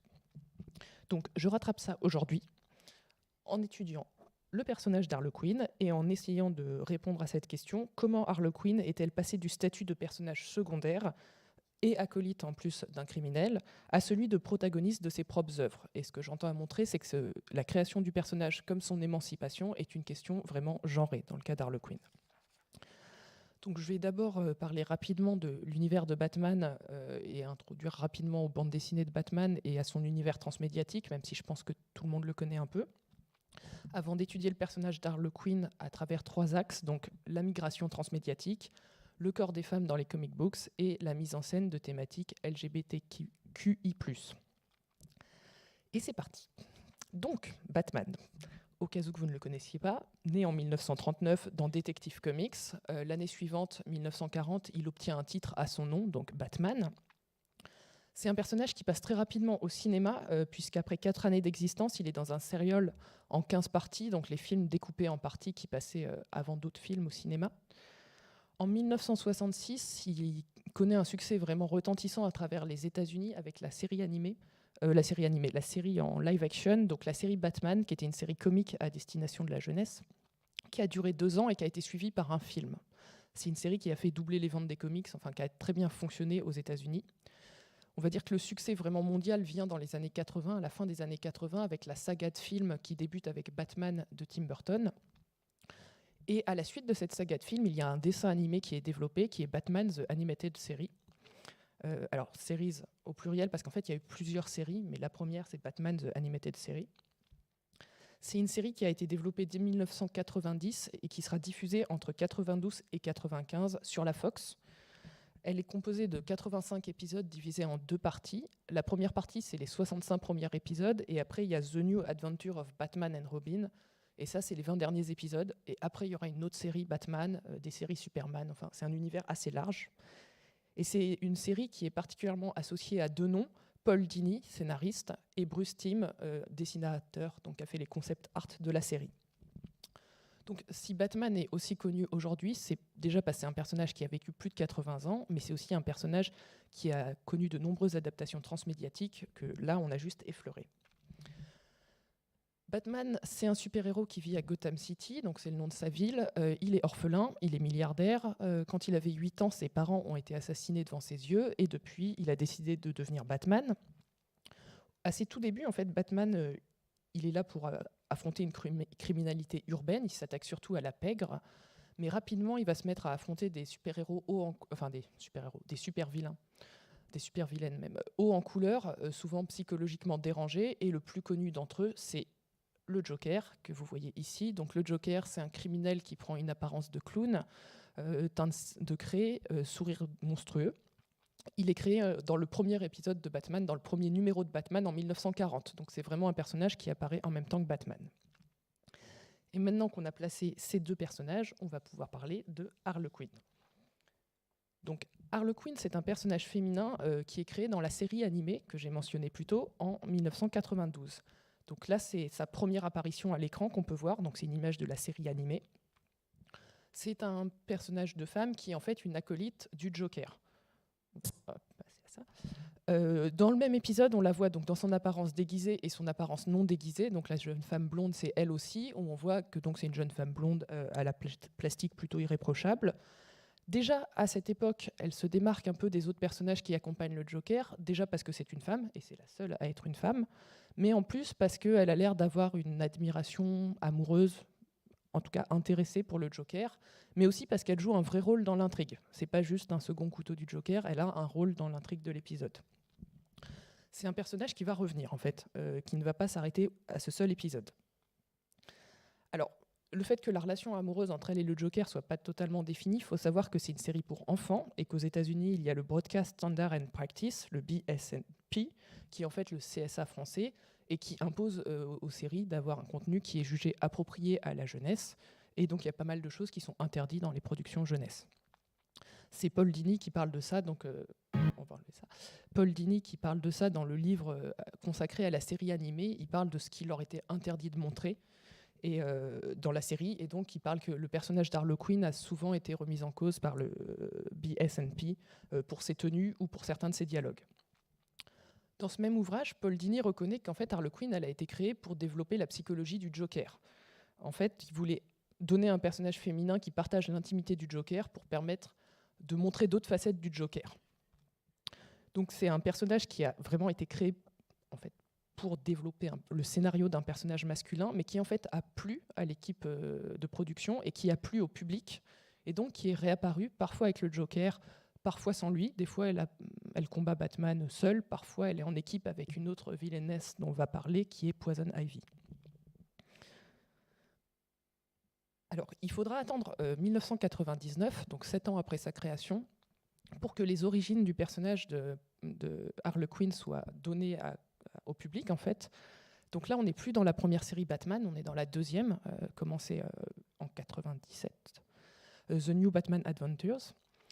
Et donc, dans cet épisode Mad Love, on va vous raconter les origines de Harlequin, qui en fait était une psychiatre de l'asile d'Arkham. Donc l'asile d'Arkham, c'est l'hôpital psychiatrique où vous trouvez à peu près tous les criminels qui combattent Batman.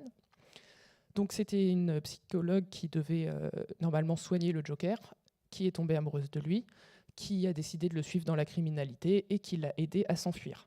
Alors on voit déjà une différence, c'est qu'en 99, l'aspect sexuel de la relation entre les deux personnages, il est assez explicite, parce que en fait, les normes ont un petit peu changé, et aussi la série connaît un gros succès, donc elle a plus de liberté. Oui. Alors, donc, Harlequin, à l'origine, c'est un personnage secondaire qui apparaît surtout dans la série animée. Pendant quelques années, elle va rester en fait seulement dans ce média-là, même si elle apparaîtra un petit peu dans un comics qui est The Batman Adventures, donc vous voyez tout à gauche, mais en fait c'est vraiment un comic book qui est adapté de la série, donc c'est le seul où elle apparaît.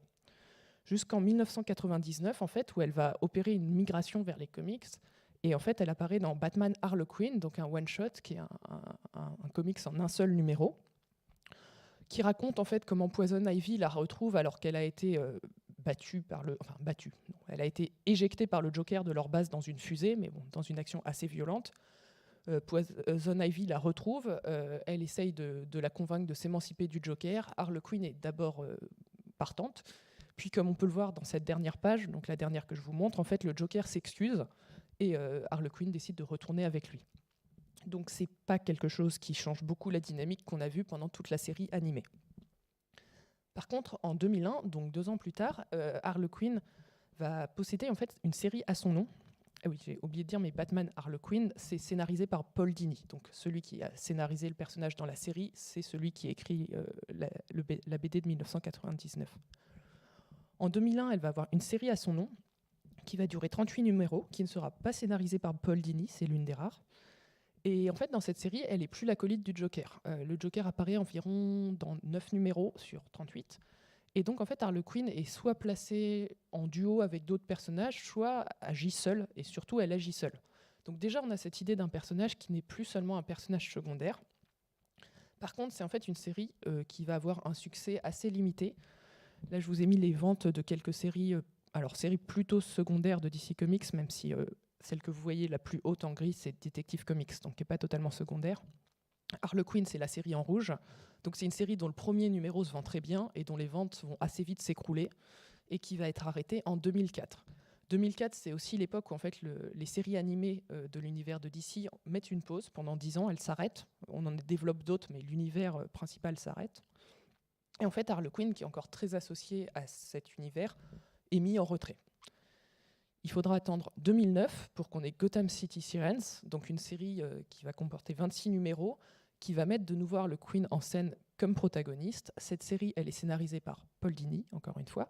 C'est pas une série uniquement sur Harlequin, elle est mise en équipe avec Poison Ivy et avec Catwoman, donc 2 autres criminels de cet univers.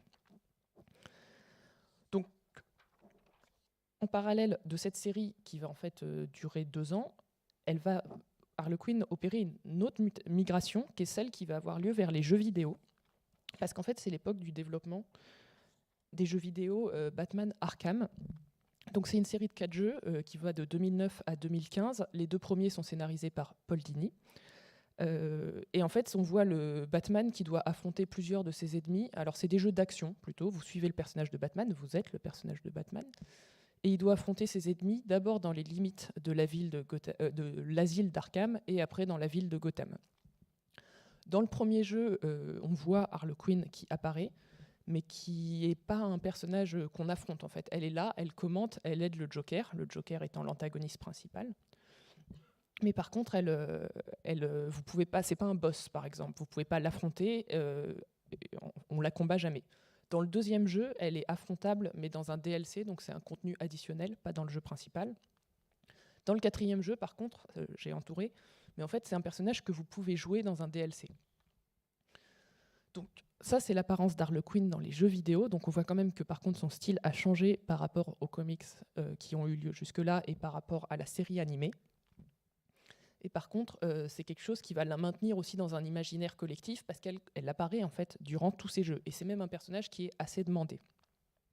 Donc son costume principal, c'est celui qu'on voit à droite et à gauche. Par contre, un costume d'Arlequin a été quand même modélisé et on peut choisir de le mettre dans le quatrième jeu. En 2011, toujours, est lancée une nouvelle série qui est une série Suicide Squad.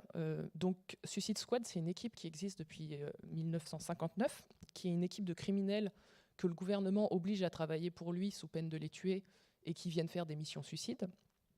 Elle a déjà eu un comics à son nom à partir des années 87, enfin à partir de 1987.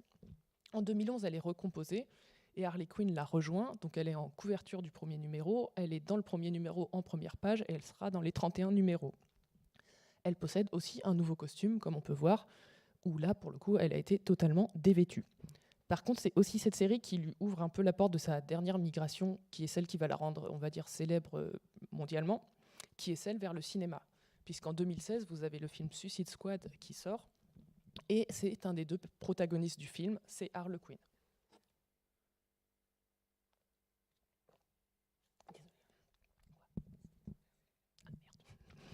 Donc, c'est un film donc, qui a été réalisé par David Ayer.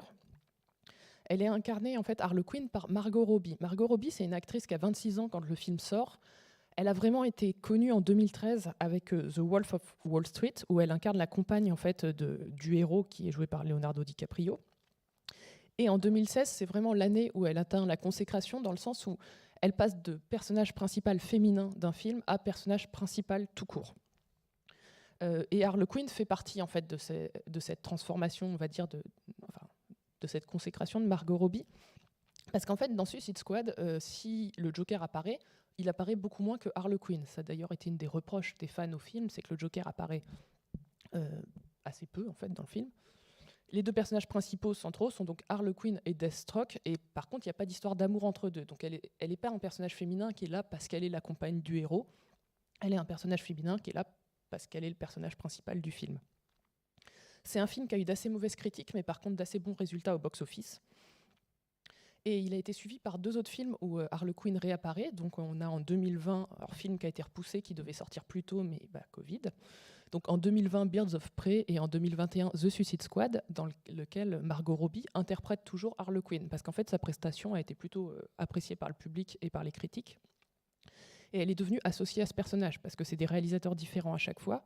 The Suicide Squad, c'est une réécriture du premier film, ça efface le premier film en partie. Mais par contre, Margot Robbie revient, et c'est l'une des rares qui revient tenir son rôle.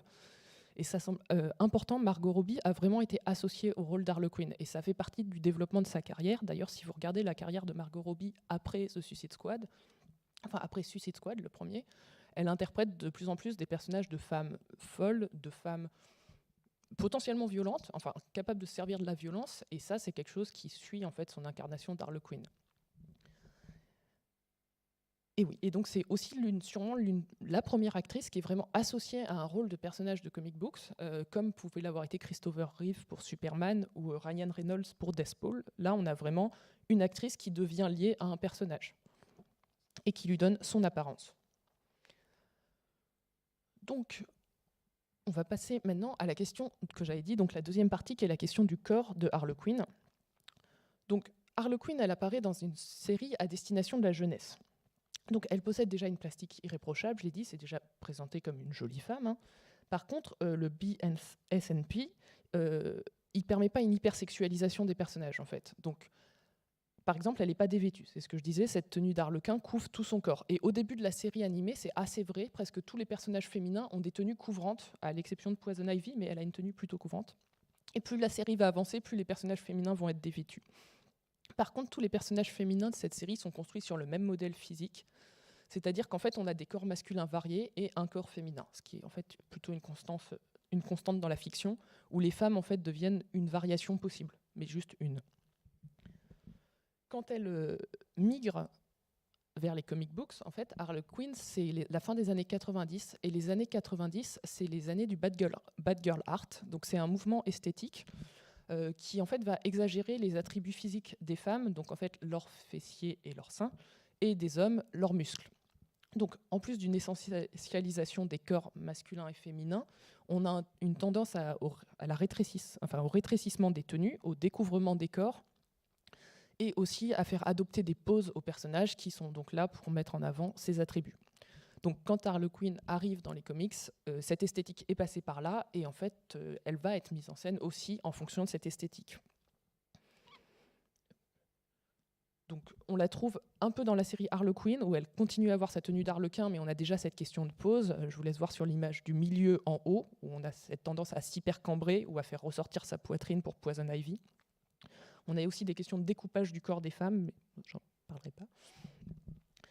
Donc après, comme je vous ai dit, il y a la série, il y a les jeux vidéo, donc qui vont aussi faire partie de cette hypersexualisation. Donc les jeux vidéo, on lui donne cette nouvelle esthétique donc découvrante. Alors les jeux vidéo, il n'y a pas que l'esthétique du personnage qui va dans l'hypersexualisation, il y a aussi tout un travail sur les dialogues, on va dire. C'est-à-dire que tous les personnages sont hypersexualisés dans le jeu vidéo, tous les personnages féminins sont hypersexualisés. Et par exemple, vous avez quelque chose qui a été assez critiqué, c'est que le personnage de Catwoman se fait appeler Bitch par plein de personnages dans le jeu, enfin plein de méchants dans le jeu. Et dans les dialogues, on a aussi le droit au Joker qui a une tendance à hypersexualiser Harlequin, ou aussi dans cette scène, je vais essayer de la montrer, on va voir le son, en fait à faire des sous-entendus sur son homosexualité avec Poison Ivy, mais d'un regard hétérocentré, là vraiment. Merci. Non.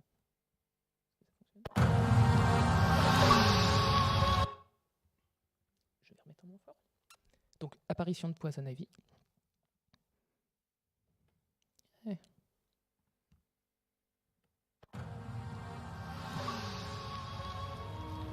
That feels so much better.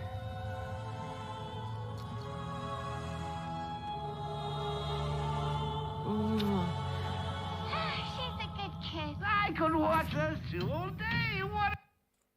Donc voilà, libération de Poison Ivy, remarque sur la possible homosexualité des personnages, et bon, vous avez pu voir le découpage aussi qui remonte le long du corps de Poison Ivy, puis le long du corps d'Harlequin, enfin toute une hypersexualisation des corps des femmes. Donc voilà, ça c'est pour les jeux vidéo. Dans les comics, comme j'ai dit, on est après le bad girl art, et par exemple dans la série Gotham City Sirens, donc que j'ai mentionné tout à l'heure, en 2009, on a comme dessinateur Guillermo March, et Guillermo March, c'est un dessinateur qui perpétue en fait le bad girl art dans les années 2010. C'est un dessinateur dont le style est en fait appelé le style pin-up ou le style cheesecake, qui consiste à la représentation des femmes dans des postures sexy et hypersexualisées et souvent dévêtues, avec souvent des, je vous laisse voir ça, perspectives qui fonctionnent bien. Donc là, on peut voir dans ces cases-là, mais donc une tendance à mettre en avant, encore une fois, les fessiers, les poitrines. Et ça, ce sera tout le long de la série, vu qu'il dessine, non, pas tout le long, il dessine pas la fin, mais il dessine à peu près tous les numéros. Pour finir, donc on a les jeux vidéo qui vont l'hypersexualiser, le bad girl art, et le dernier élément, c'est les films. Le film Suicide Squad, donc qui paraît en 2016. Dans le film Suicide Squad, la tenue vestimentaire qui est choisie pour Harlequin, je l'ai mise sur le côté, donc c'est une tenue assez dévêtue. Et au moment où elle revêt sa tenue, dans le film, on a ce plan, en fait, il faut voir, c'est un travelling qui va de ses jambes vers son visage au moment où elle est en train de s'habiller et donc où elle est en soutien-gorge. Donc là, on est vraiment dans le male gaze dénoncé par Laura Mulvey dès les années 70, c'est-à-dire un regard qui objectifie les femmes qui découpent leur corps en morceaux, et là on est vraiment là-dedans, et qui le donnent à voir à un public pensé comme masculin. Alors, elle est doublement vue dans le film, vu qu'elle est vue par le public, mais elle est aussi vue par les personnages qui l'entourent, parce qu'elle se change au milieu d'une base militaire. On peut voir à la toute fin. Et quand elle comprend que les regards sont posés sur elle, elle ne comprend pas la raison, en fait. Et en fait, là, ça appelle à un autre stéréotype que ce film met beaucoup en scène. C'est la femme qu'on appelle la femme born sexy yesterday, c'est-à-dire une femme enfant en français, une femme qui a des attributs physiques sexy et adultes, mais une intelligence plutôt proche d'une enfant, et qui ne comprend pas l'attraction qu'elle exerce sur les autres personnages. Donc c'est vraiment, on va dire, ces trois éléments qui vont vers l'hypersexualisation de Harley Quinn. Donc on pourrait dire particulièrement au cinéma, mais pas que Harley Quinn a passé en fait son temps à être de plus en plus hypersexualisée, déjà par l'abandon de son costume d'origine qui était plus couvrant, mais aussi par le dévoilement de son anatomie. Cependant, il faut quand même noter trois choses qui ne contredisent pas forcément cette hypersexualisation, mais trois choses qui sont importantes. C'est que l'abandon du costume original de Harley Quinn, c'est aussi une façon de la détacher du Joker. Et ça, c'est rendu assez clair dans des histoires. Son costume, ça la rattache au Joker. Changer de costume, c'est l'idée d'une certaine émancipation, en tout cas de devenir un personnage qui soit propre et qui n'est plus juste l'acolyte du Joker. La deuxième chose à noter, c'est que les films ont une tendance à rhabiller Margot Robbie. C'est-à-dire que si on prend Suicide Squad de 2016, qu'on prend Birds of Prey en 2020 et qu'on prend The Suicide Squad, elle a une tendance à être de plus en plus vêtue. Et le dernier élément, c'est qu'en fait, la critique d'Harley Quinn, c'est quelque chose qui a été totalement intégré aujourd'hui.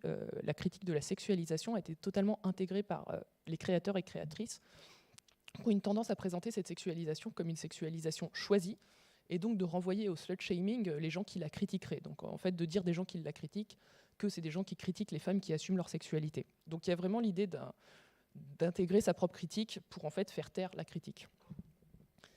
Et je voulais finir sur un point qui semble extrêmement important dans l'émancipation d'Harley Quinn, c'est la question des représentations des thématiques LGBTQI+.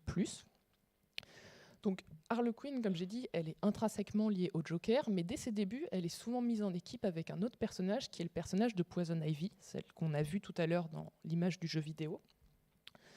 Donc Poison Ivy, c'est une villainesse, c'est une méchante, écologiste, femme plante. Elle apparaît dans la série animée assez tôt. Et en 93, en fait, elles ont un épisode ensemble qui s'appelle Harley and Ivy, assez inspiré de Thelma et Louise.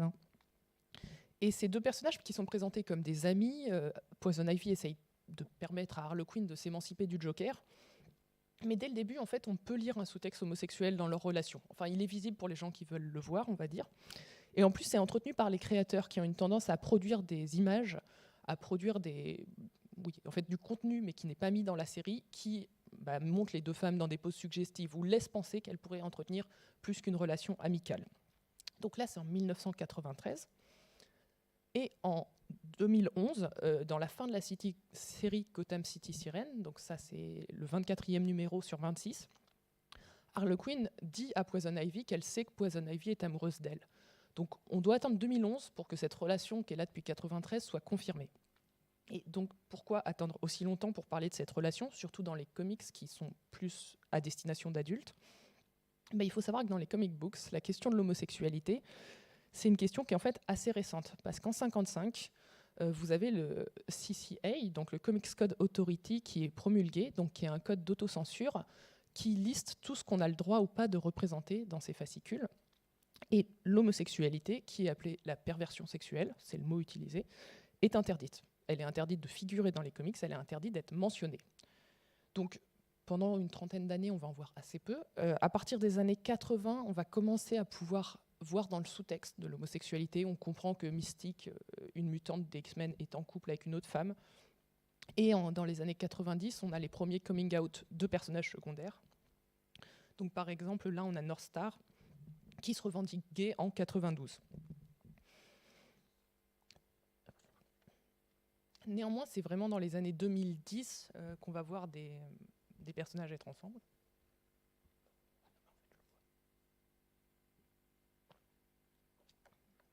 Donc c'est dans les années 2010 qu'on verra des personnages importants être représentés ensemble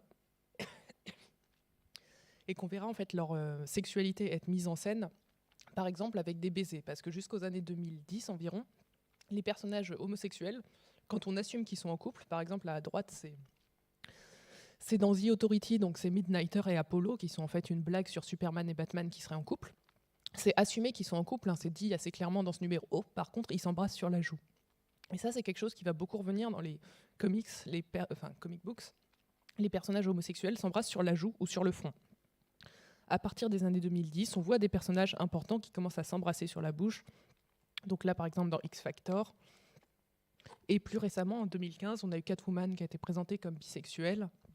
Et pareil, cette révélation, ça a été faite par un baiser.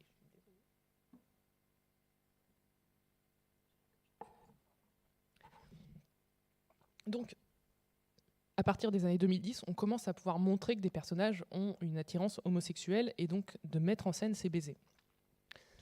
Harley Quinn et Poison Ivy, on va les voir s'embrasser le long des années, enfin à partir de 2017 à peu près, assez régulièrement.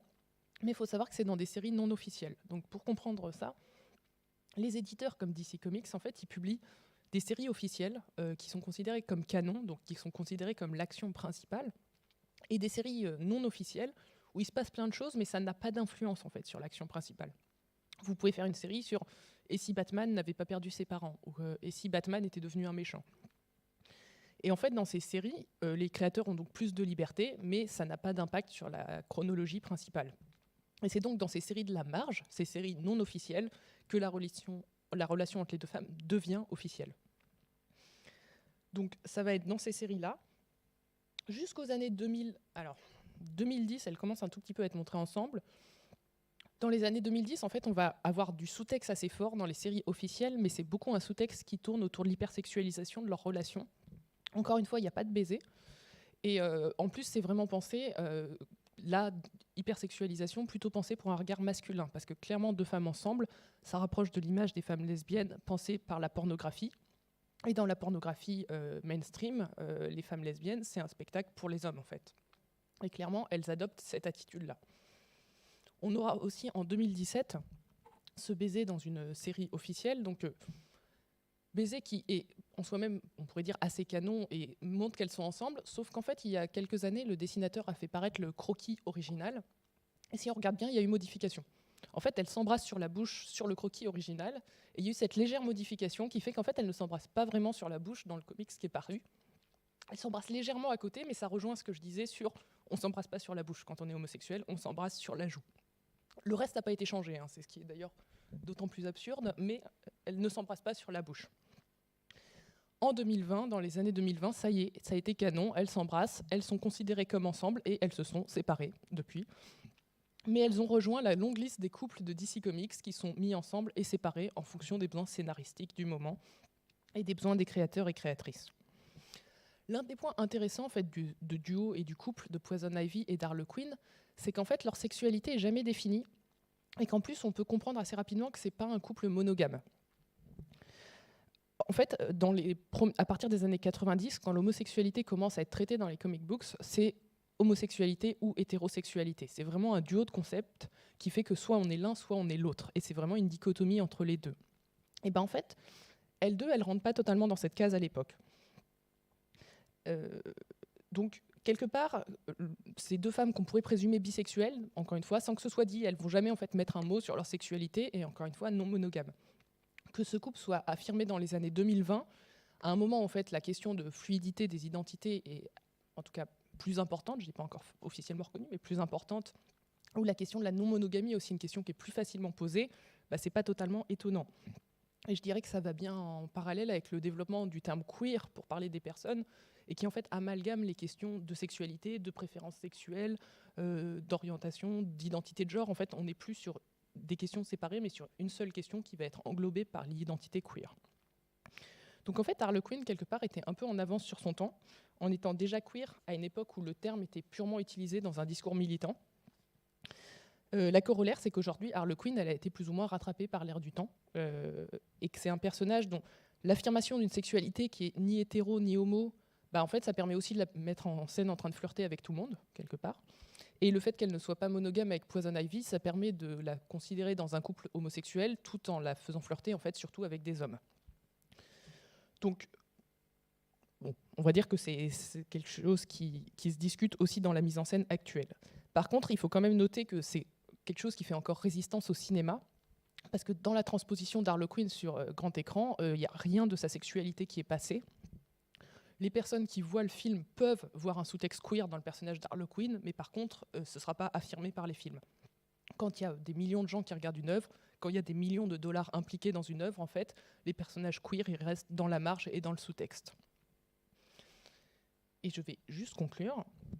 Donc, ainsi, les passages de média en média, les changements de tenue, les remises en couple, mais surtout les séparations avec le Joker et le développement précoce d'une identité queer ont participé à installer Harlequin comme un personnage de premier plan et non plus comme une acolyte du Joker. Mais c'est un parcours qui n'est absolument pas fini. Harlequin continue aujourd'hui à vivre sa vie transmédiatique. Elle apparaît toujours dans des séries de comic books, de plus en plus comme personnage principal, mais en tenant de moins en moins le rôle d'une villainesse et de plus en plus le rôle d'une héroïne, voire presque d'une super-héroïne. C'est un des changements qui s'effectue en ce moment. Au cinéma, pour le coup, en ce moment, c'est plutôt en pause. Margot Robbie ne l'a pas réincarnée et il n'y a pas de projet de film annoncé tout de suite. Il faut voir que les résultats financiers des films Suicide Squad du dernier ont été assez mauvais. C'est pas les films qui font les meilleurs résultats, donc ça explique aussi qu'il y a un arrêt de ces films-là. Par contre, dernièrement, il y a eu quelque chose avec Harlequin, qui est donc cette série DC Harlequin. Donc c'est une série animée, de nouveau, qui a été développée qui était d'abord projetée sur la plateforme de DC Universe, puis sur HBO Max, qui a aujourd'hui 4 saisons à son actif, qui met Harlequin en personnage principal. C'est vraiment l'héroïne de la série. C'est une série qui a été créée intégralement par des hommes, qui est presque scénarisée intégralement par des hommes. Donc, encore une fois, une émancipation qui est en cours. Par contre, c'est une série qui a des résultats critiques vraiment bons, d'où le fait qu'elle a été renouvelée de plus en plus. Et encore une fois, c'est une série qui est centrée sur Harlequin, personnage secondaire Poison Ivy. Et dans la saison 2, en fait, c'est leur relation qui est au centre de l'intrigue. Donc, quelque part, toutes ces migrations transmédiatiques font que Harlequin, elle est finalement revenue à son média d'origine, la série animée, et que maintenant, elle en est devenue une véritable héroïne. Voilà, merci.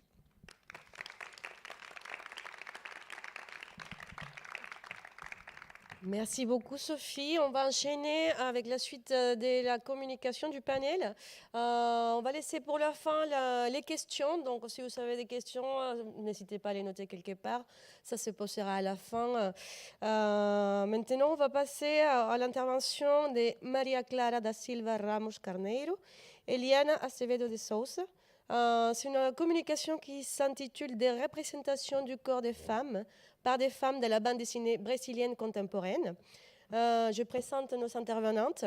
Maria Clara Carneiro est docteure en théorie littéraire et professeure à l'Université fédérale de Sainte-Marie au Brésil. Ses travaux portent sur la BD brésilienne et elle a organisé une série d'événements sur la recherche en bande dessinée comme l'Universidade en Quadrinhos et Premio Campo 2019 et 2016 pour l'un et pour l'autre. Et elle travaille aussi dans la promotion de la bande dessinée brésilienne. Donc, ensuite, Liana Acevedo de Souza est étudiante en premier cycle en troisième période des langues portugaises et françaises à l'Université fédérale de Campina Grande. Et elle participe aussi en tant que bénévole au PIT Lettres de l'UFCG. Elle s'intéresse à la littérature écrite par des femmes et aux bandes dessinées. Donc, on va travailler aujourd'hui, on va présenter une communication autour de la bande dessinée brésilienne et des représentations du corps des femmes dans cette bande dessinée. Donc, normalement, est-ce que vous nous entendez? Oui, oui. On vous entend Juste pour les slides, je ne sais pas si vous allez les passer ou si on ne peut pas les partager ici. Il n'y a pas un partage d'écran? Oui, oui. Si on peut laisser Liane comme co-host, Code. comme ça elle va co-hôte. Oui, merci.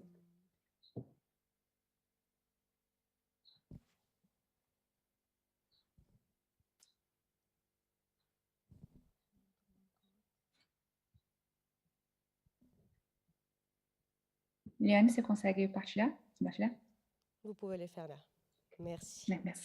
Merci. Et merci à toutes.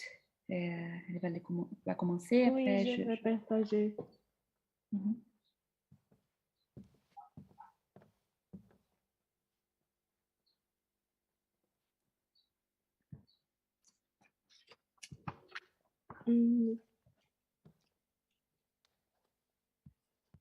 Exibir.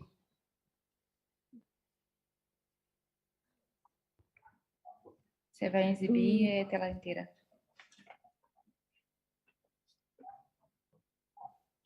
Oi? Uhum. Ok. Bonjour tout le monde. Le titre de notre recherche, c'est des représentations du cours des femmes par des femmes dans la bande dessinée brésilienne contemporaine. La bande dessinée brésilienne vit une époque d'épanouissement depuis les années 2010, grâce à une espèce de renaissance des fois BD, à l'entrée systématique des livres BD dans ces librairies, des bibliothèques, des écoles et l'accès à de nouvelles technologies dans l'imprimerie ou à cause de la diffusion numérique. De plus en plus, des autrices ont fait surface dans ce contexte, dont un grand nombre a fait partie des anthologies faites exclusivement par des femmes, par exemple, Zine XXX, Topografias, Corpus, Mina de HQ. Une vaste majorité se sert de la bande dessinée pour discuter les questions de genre, faisant appel à un discours qui visant l'empowerment, ou plusieurs fois elles mettent en scène les propres corps. Nous présenterons un panorama de ces femmes autrices brésiliennes, cis et étrangères, à partir des deux principales visualités des corps des femmes qui offrent de leurs travaux, les corps fictionnels féminins en vedette et les auto-représentations, autoportraits. Cette tendance démontre une envie explicite d'engagement politique par les représentations des corps contre les représentations sexistes, encore existantes dans la bande dessinée mostrant. Nous voudrions vous faire voir une présentation de différentes images de femmes faites par elles-mêmes, à la lumière des produits de recherche récents à propos de ces autrices. Nous verrons certains travaux où il y a une certaine coïncidence entre personnages et corps des autrices, mais surtout l'appel à la diversité des corps comme engagement explicitement politique. Il sera d'abord présenté les enjeux socioculturels qui ont fait tarder la présence des créatrices dans ces milieux, pour ensuite donner à voir certains exemples de strips, planches, récits. Merci, Diane. Alors, nous sommes en 2022 et nous avons survécu à une pandémie catastrophique pour le pays et un gouvernement s'appuyant sur des mesures et des discours proto-fascistes ou fascistes même. Pourtant, il y a une certaine résistance et on voit cet renouvellement des foires qui ont commencé à reprendre, à ressurgir ou effectivement surgir à partir de 2010-2009 au Brésil. Et alors, ces foires, cette année, nous avons pas mal, un nombre considérable. Il y a eu même une fête spéciale pour des bandes dessinées LGBTQ à São Paulo, des fêtes de la périphérie aussi, et aussi le plus grand festival à Minas Gerais, le festival international des quadrinhos. Et quadrinhos est le nom pour la bande dessinée en portugais. Donc, on appelle histórias em quadrinhos aussi, alors on a la sigle comme BD HQ parfois. Et on voit qu'il y a cette récupération, cette résistance. À la différence dans d'autres pays, comme la France, comme les États-Unis, on ne peut pas dire qu'on a une industrie, on n'a pas un marché. Tout ça est encore très pulvérisé et l'entrée systématique dans de ces livres ne se passe qu'à partir des années 2000. Donc, c'est au 21e siècle où on a cet objet physique et cette présence plus fréquente de la bande dessinée dans des écoles, par exemple, aussi. Et nous avons la grande partie de ces livres sont encore auto-édités ou financés par des financements participatifs des plateformes en ligne. Alors, ce sera sur le web où la bande dessinée surtout faite par des femmes, va apparaître plus facilement. Nous avons là le travail de Quarotoni qui publie sur Instagram et sur Facebook depuis 10 ans à peu près, où elle présente là son désir par des femmes, par des garçons, et c'est une forme très, une tendance très commune, et elle se présente, voilà, c'est un personnage de lui-même qui parle de son quotidien. Et ça nous fait penser à cette esthétique girly qu'on observa aussi en France, les prochains, Diane, depuis à peu près à la même époque, et on le constate d'ailleurs dans un sous-chapitre de style de la bande dessinée. Liane, à próxima. É porque travou aqui, eu não consigo passar o slide. Não. Voilà. Eu vou compartilhar então. Pardon, les gens, là, un souci, là, on n'arrive pas à présenter. Je vais voir si j'arrive. Je suis désolée.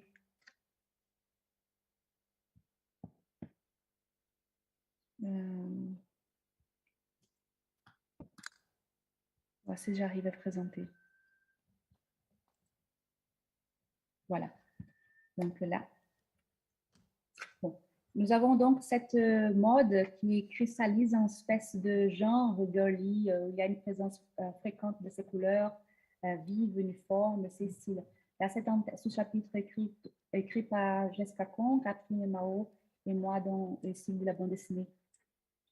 Et alors, ça fait une tendance qui crée aussi un marché, que ça va se passer surtout sur Internet.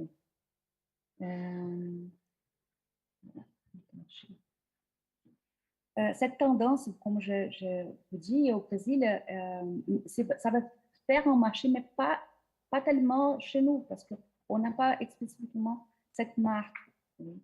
Mais nous avons un travail aussi depuis longtemps, depuis des chercheuses qui vont trouver, faire repérer des autrices qui faisaient de la bande dessinée depuis les premières années, depuis le début au Brésil aussi. Par exemple, le site Ladies Comics qui existait, en fait, il est déjà conclu, elle ne travaille plus sur ce site, avait commencé en 2010 à faire ses travaux de recherche. Là, nous avons ce dessin de Donna Kell, qui est aussi une autre autrice, qui a fait, qui discutait cette question de la représentation des corps des femmes dans la bande dessinée mainstream. Et discutait sur des forums, mais aussi va chercher à penser ses travaux.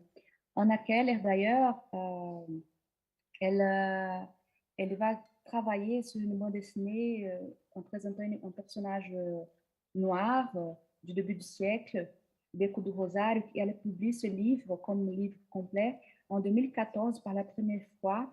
Et c'est un livre qui a eu aussi le financement participatif pour se faire présent, pour se faire publier. Et elle essaie de récupérer cette histoire de Porto Alegre et aussi comment, pour parler de la gentrification dans la ville. Et elle va penser à partir d'un personnage noir fictif.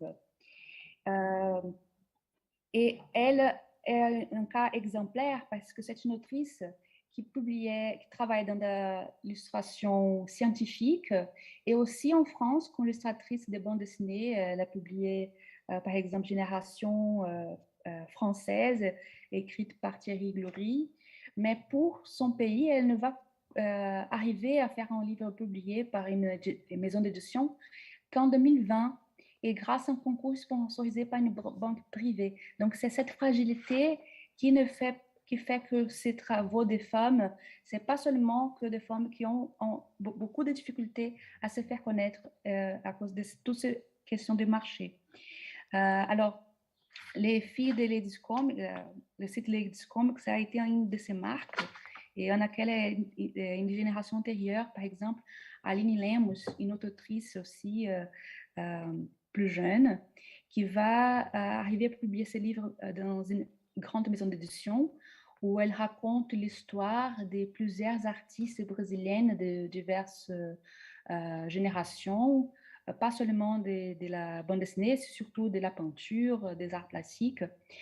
Et justement, on voit dans la première case cette mention Guerrilla Girls, n'est-ce pas, de la visibilité des femmes auteurs, les femmes autrices. Et dans son récit biographique, déjà, cette façon-là, ce livre-là est auto-édité et a été publié en 2020 aussi. Elle présente déjà son autobiographie, ses rapports avec... c'est elle, professeure dans une école publique. Et là, il y a une scène où il y a question de ses poils aux aisselles. Une de filles, quelques filles de l'école, des collégiennes, la repère et commence à...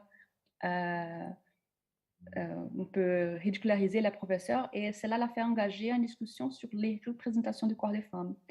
Cette question des femmes et des poils est présente dans plusieurs autres autrices et j'ai trouvé intéressant comment c'est une tendance très commune de présenter les poils aux femmes. La Mnémosyne publie aussi des zines et aussi des récits autobiographiques comme Pont français, où là, elle écrit une espèce de biographie des auteurs et des autrices, des artistes divers, à partir de leur maladie, donc condition est une référence au mot anglais condition, où elle pense aux contraintes, aux maladies, comme des contraintes sur le corps qui peuvent ou pas affecter le travail artistique. C'est son premier travail. Et elle, depuis, dessine beaucoup des femmes diverses, des femmes qui lui ressemblent aussi ou ressemblent à ses copines.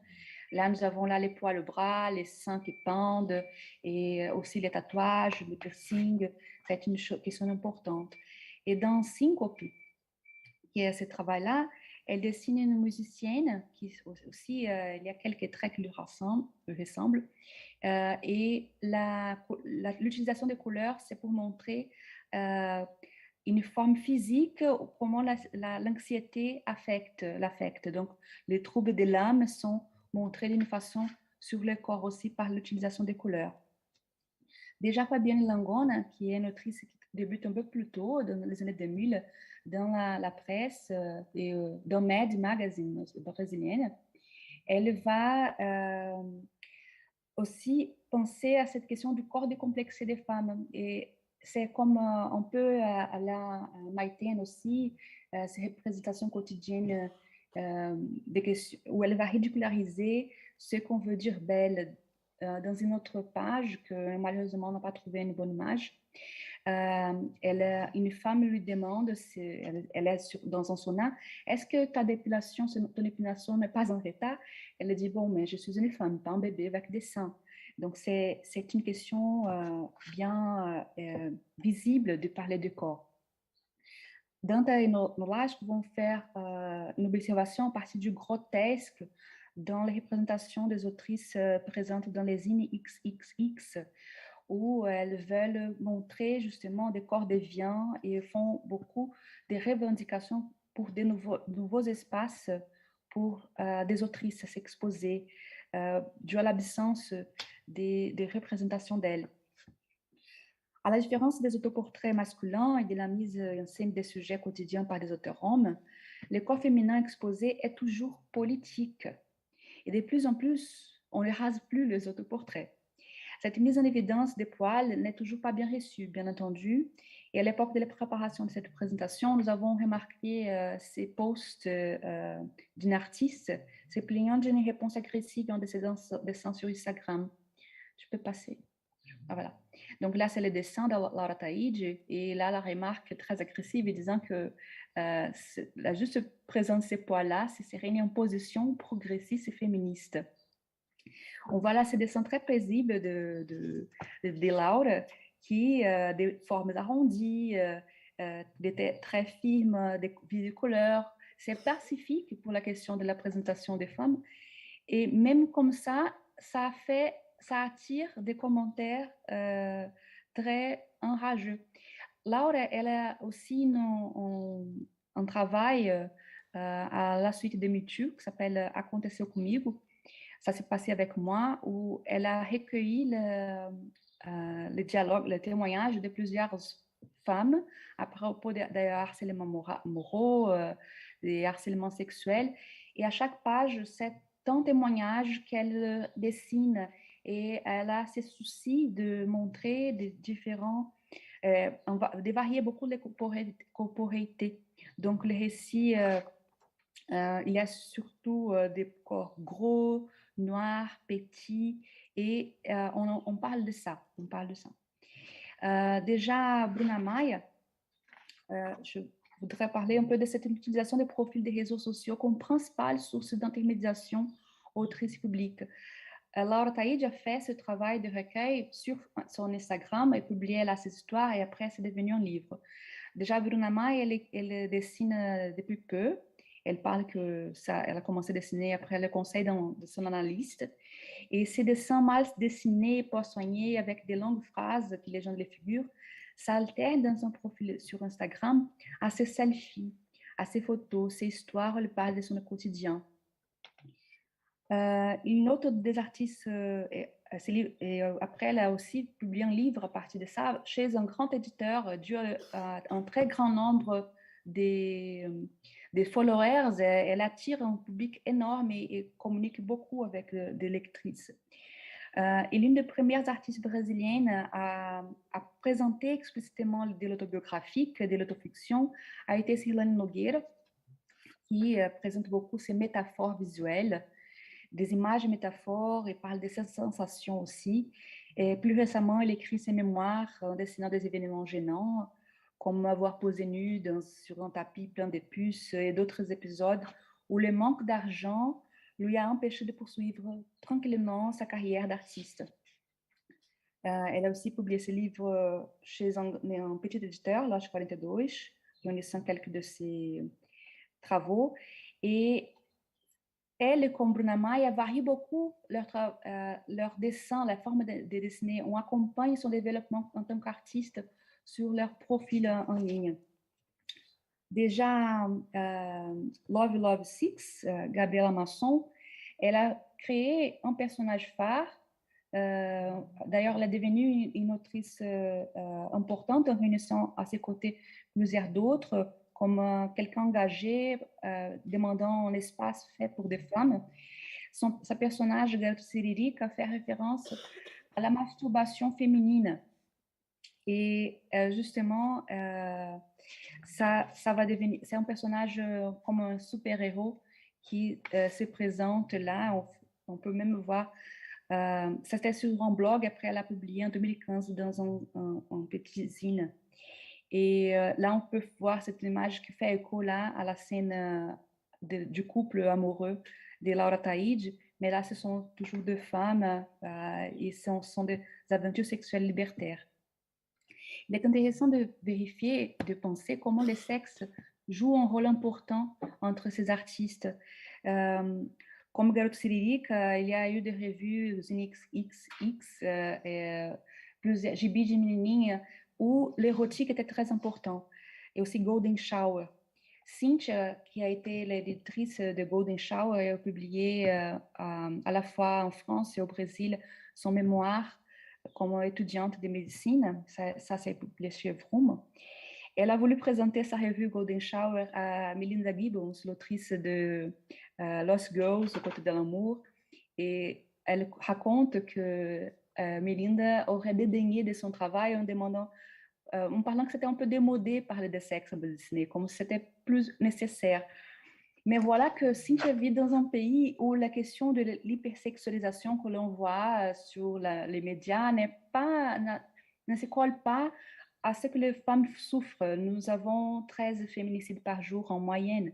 Et alors, elle va raconter aussi un récit intime très important d'un avortement réel. Son avortement, c'est une bande dessinée, quelques pages très courtes, sorties sur la page, sur une revue généraliste. Donc, mon avortement en bande dessinée est encore un des récits les plus poignants de cette histoire. Et ça me fait penser que même si on voit là les grands mouvements depuis Anana, Women Comics, où la sexualité des femmes joue un rôle important, on n'a pas encore réussi à nous faire toutes libérer, à parler tranquillement de nos sexualités. Par contre, des artistes transféminines comme Diana Salou, on la voit là qui se présente soi-même qui va écrire ce guide, alors tu veux écrire des personnages trans, où elle va s'inquiéter sur la fétichisation des corps trans dans les récits. Et elle pose la question aux gens, est-ce que vous connaissez? Donc, elle commence il y a un mouvement d'autres autrices trans aussi de penser à cela. Et par contre, aussi, nous avons une grande autrice, notre autrice la plus célèbre au Brésil est une autrice trans. On la voit la représenter. C'est qu'à partir de ses 60 ans qu'elle se découvre travestie et est devenue un symbole de la lutte transsexuelle au Brésil, la Erte Coutinho. Elle a écrivait des strips d'humour et avait plusieurs personnages depuis longtemps, mais à partir des années 2000, elle lâche et commence à faire des récits non sensiques, insolites, flous, où il y a aussi quelques récits plus courts, où nous avons des personnages qui se travestissent. Pourtant, l'autrice ne découvre qu'elle était, ne se dévoile qu'après son personnage Hugo se travestit en Muriel. Depuis, elle largue Hugo et Muriel est devenue l'une de ces seuls personnages qui présente dans ses strips journaliers dans des grands journaux brésiliens. Pour conclure, voilà, il y a aussi cette question que Muriel ressemble beaucoup à son autrice, oui. Mais c'est fictif. Pour conclure, on peut penser que les corps des femmes autrices coïncident alors très souvent avec ces personnages. Et nous remarquons ce désir de se mettre en scène pour remettre en question aussi les représentations de soi. Parfois, la représentation peut rester sur la peau. Là, par exemple, dans ce dessin de Bruna Sudowski, on voit qu'elle se présente, elle questionne, elle met en question la question des crises politiques et économiques qu'on vit aujourd'hui. C'est une bande dessinée de 2022. Pourtant, même si on parle beaucoup de l'ubérisation des services, on a un souci là qu'elle montre les livreurs qui lui rendent ses courses chères. Pourtant, elle pleure à cause d'elle et pas à cause de la question sociale, mais parce qu'elle ne peut pas payer. Donc, il y a un certain éloignement psychique qui est encore intime et va pas parfois au-delà de soi. Une critique qu'on voyait aussi chez Montelier à propos des générations plus jeunes d'autrices. Mais cette superficie des discours politiques peut être entrevue, on peut penser que quand même, nous savons que le personnel est un corps politique et cette mise en scène des corps, leur corps des femmes, démontre que la prise de contrôle des discours se passe maintenant dans une ligne de temps encore très perturbée par des forces agressives et réactionnaires. Si aujourd'hui on peut vérifier une présence plus fréquente de personnages de corporalités diverses, ce n'est jamais pacifique. Il y a encore des risques de cette représentation des envies et des désirs des femmes. Et pour conclure là, je voudrais laisser cette image qui a été très diffusée d'une illustratrice depuis 2018, pour faire penser en fait à une autre image que nous ne vous présenterons pas, c'est l'image du visage d'une femme qui a été très partagée et très redessinée depuis sa mort, Marielle Franco. Et alors nous avons on peut penser que la simple existence de le partage de ces images est un espoir de changement à venir. Et donc, on est en transition pour des choses, des politiques à venir. Et alors, merci. Excusez-moi si j'étais passée, je n'ai pas compté le temps. Pardon, les gens.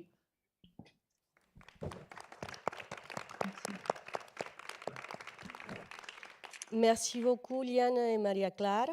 Je ne sais pas si vous avez pu entendre un peu les applaudissements derrière, mais j'ai trouvé particulièrement... Merci. Il y avait des applaudissements. C'était assez riche et passionnant de découvrir ce panorama de la bande dessinée brésilienne qui est malheureusement très peu représenté ou connu ici en France. Donc, c'était assez intéressant de voir les différentes identités qui vont aborder la question du corps des femmes dans la BD brésilienne. Donc, je ne sais pas si dans la salle il y a quelques questions. Que ce soit pour Sophie Bonadé concernant sa présentation sur les personnages des Harley Quinn ou sur les représentations des corps des femmes dans la BD brésilienne. Si vous avez des questions, n'hésitez pas à lever la main. Pour l'instant, moi, j'en ai. Donc, on va essayer de passer rapidement pour ne pas dépasser les temps de pause. Et bon, la première concerne, ça va être pour toi, Sophie. Moi, je m'intéressais sur cette représentation de Harley Quinn qui a été faite par, il me semble, d'après ce que tu avais proposé, présenté, était faite que par des hommes. Je ne sais pas si ce sont des hommes cisgenrés qui ont représenté ces personnages et s'il y avait eu des versions faites par des personnes non cis, en fait, en tout cas des femmes ou des personnes non binaires, et s'il y a eu une évolution dans ces cas-là qui allait dans une autre forme de représentation de Harley Quinn. Et ensuite aussi, pour laisser le temps aux intervenantes brésiliennes de faire leurs réponses, je voulais savoir s'il y avait aussi un mouvement, parce que récemment, il me semble que s'est formé un collectif des créatrices brésiliennes pour un peu revendiquer leurs droits. Je ne sais pas si vous suivez un peu ce phénomène au Brésil et s'il y a certaines revendications qui sont mises en avant concernant peut-être le sexisme en bande dessinée, la représentation des femmes elles-mêmes. Donc voilà les deux questions que j'avais pour vous. Donc d'abord Sophie pour répondre, ensuite Maria Clara. Ok. Alors, la question de savoir si tous les créateurs d'Harley Quinn sont cis, il y a toujours le fait que tout le monde n'a pas forcément donné des informations là-dessus. Mais dans l'ensemble, elle est créée surtout par des hommes et qui ont l'air, hommes cis, ont l'air d'être hétérosexuels à peu près tous, en tout cas presque tous mariés avec des femmes, ce qui donne déjà des indices. Encore une fois, on ne sait pas forcément leur vie intime. Ça, c'est à peu près vrai jusqu'aux années 2010. 2010, elle a été écrite en partie par une femme dans une des séries dont j'ai montré quelques images, dans celle où on trouve un peu l'hypersexualisation des lesbiennes. Donc là, on est dans un dessin par un homme mais écrit par une femme. Et depuis 2020, elle a été dessinée par une femme, il me semble, dans un des comic books, mais un qui est en cours en ce moment, que j'ai pas particulièrement eu le temps d'étudier, avec un dessin qui, pour le coup, sort un peu des normes actuelles. Alors, sort des normes actuelles de dessin de comics, ce serait pas totalement vrai. Ce qu'il faut voir, c'est que depuis quelques années, les éditeurs de comic books sont plutôt en souffrance en termes de vente. Donc, il y a vraiment une tentative on est passé de l'idée de faire un comic book qui se vend auprès de vraiment beaucoup de monde à l'idée d'en faire plein qui se vendent à beaucoup moins. On voit quelque chose de similaire dans les séries télé et tout ça. Enfin, c'est un mouvement qui arrive dans plusieurs types de médias. Et résultat, on a du côté on a plein de comic books sur des personnages secondaires où on va mettre des équipes créatives qui ont un dessin qui sort un peu du style classique qu'on a pu voir. On n'est plus dans le bad girl art, on n'est plus dans ces esthétiques-là. Donc, est-ce que ça change son hypersexualisation? Elle l'est moins, effectivement, dans cette série-là. Mais encore une fois, quand elle a été écrite par une femme, c'était pas forcément le cas.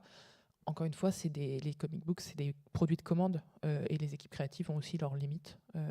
Et souvent, les limites, ils peuvent les dépasser d'autant plus quand ils ont acquis un certain statut. Par exemple, que Paul Dini puisse se permettre de scénariser Harley Quinn aujourd'hui en la mettant plus en scène dans des relations homosexuelles, ce qu'il a fait pendant longtemps, c'est aussi dû au fait qu'il était devenu connu et vendeur chez DC Comics, et c'est pas vrai des nouvelles équipes qui sont dessus. Donc, il faut aussi voir leur liberté de manœuvre, quoi. Voilà. Maria Clara.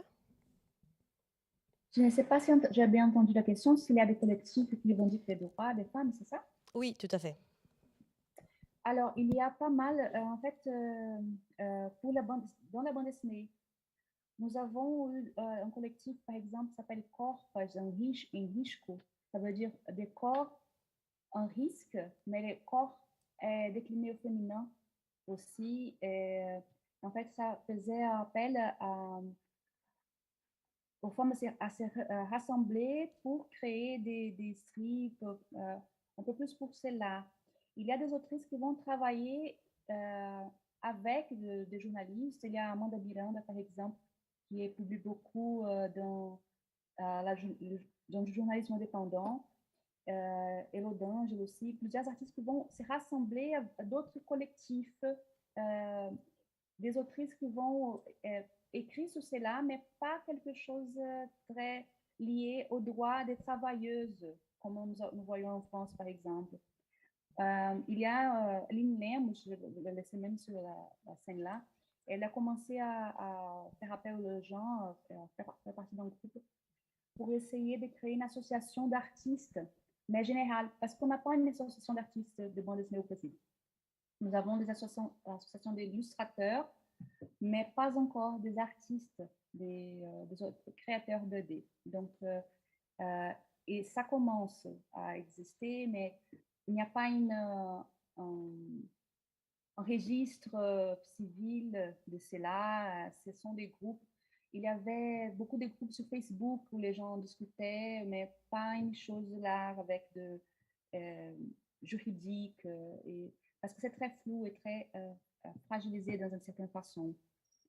Les revendications vont avoir lieu dans des festivals, dans des fêtes, publiquement sur le web, et les gens qui se réunissent et qui font beaucoup de bruit, oui, et c'est assez génial.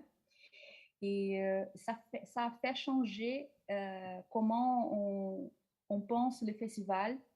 Et depuis, on ne peut pas faire une rencontre s'il n'y a pas de femmes présentes.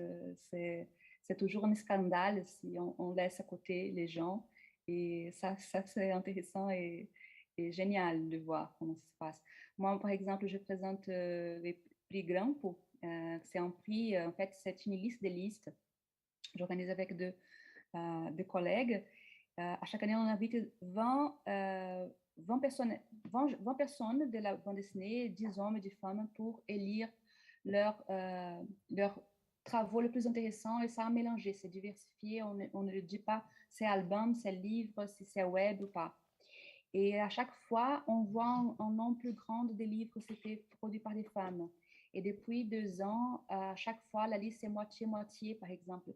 Avant, on avait 2 livres sur une liste des 20, des 10. Et chaque fois, on voit des auteurs qui se font repérer les plus et produire les plus aussi. Je ne sais pas si j'ai bien répondu à la question. Oui, tout à fait. Merci beaucoup. Bon, il y a une question ? C'est plus une remarque qu'une question. C'est juste pour dire que pour Harley Quinn, elle est annoncée pour le second film du Joker et qu'elle sera jouée par Lady Gaga, ce qui va dans le sens de son identité queer et ainsi de suite. Donc, ouais. Oui, effectivement, ouais, c'est vrai qu'il n'y a pas longtemps, ils ont fait cette annonce qu'elle serait dans le deuxième film. Et effectivement, donc là, par une autre actrice. Oui, merci. Merci beaucoup. Est-ce qu'il y a d'autres questions? Pour une dernière question pour l'une des 3 intervenantes. S'il n'y a pas de questions, bon, je vais proposer la pause, comme ça on reste dans les timings. On va faire une pause de 30 minutes pour visiter, pour les personnes qui sont sur place, l'exposition Parole d'autrice qui est ici à la MSH. Merci encore Sophie, Maria Clara et Luisania pour la présentation. C'était très riche et fascinant.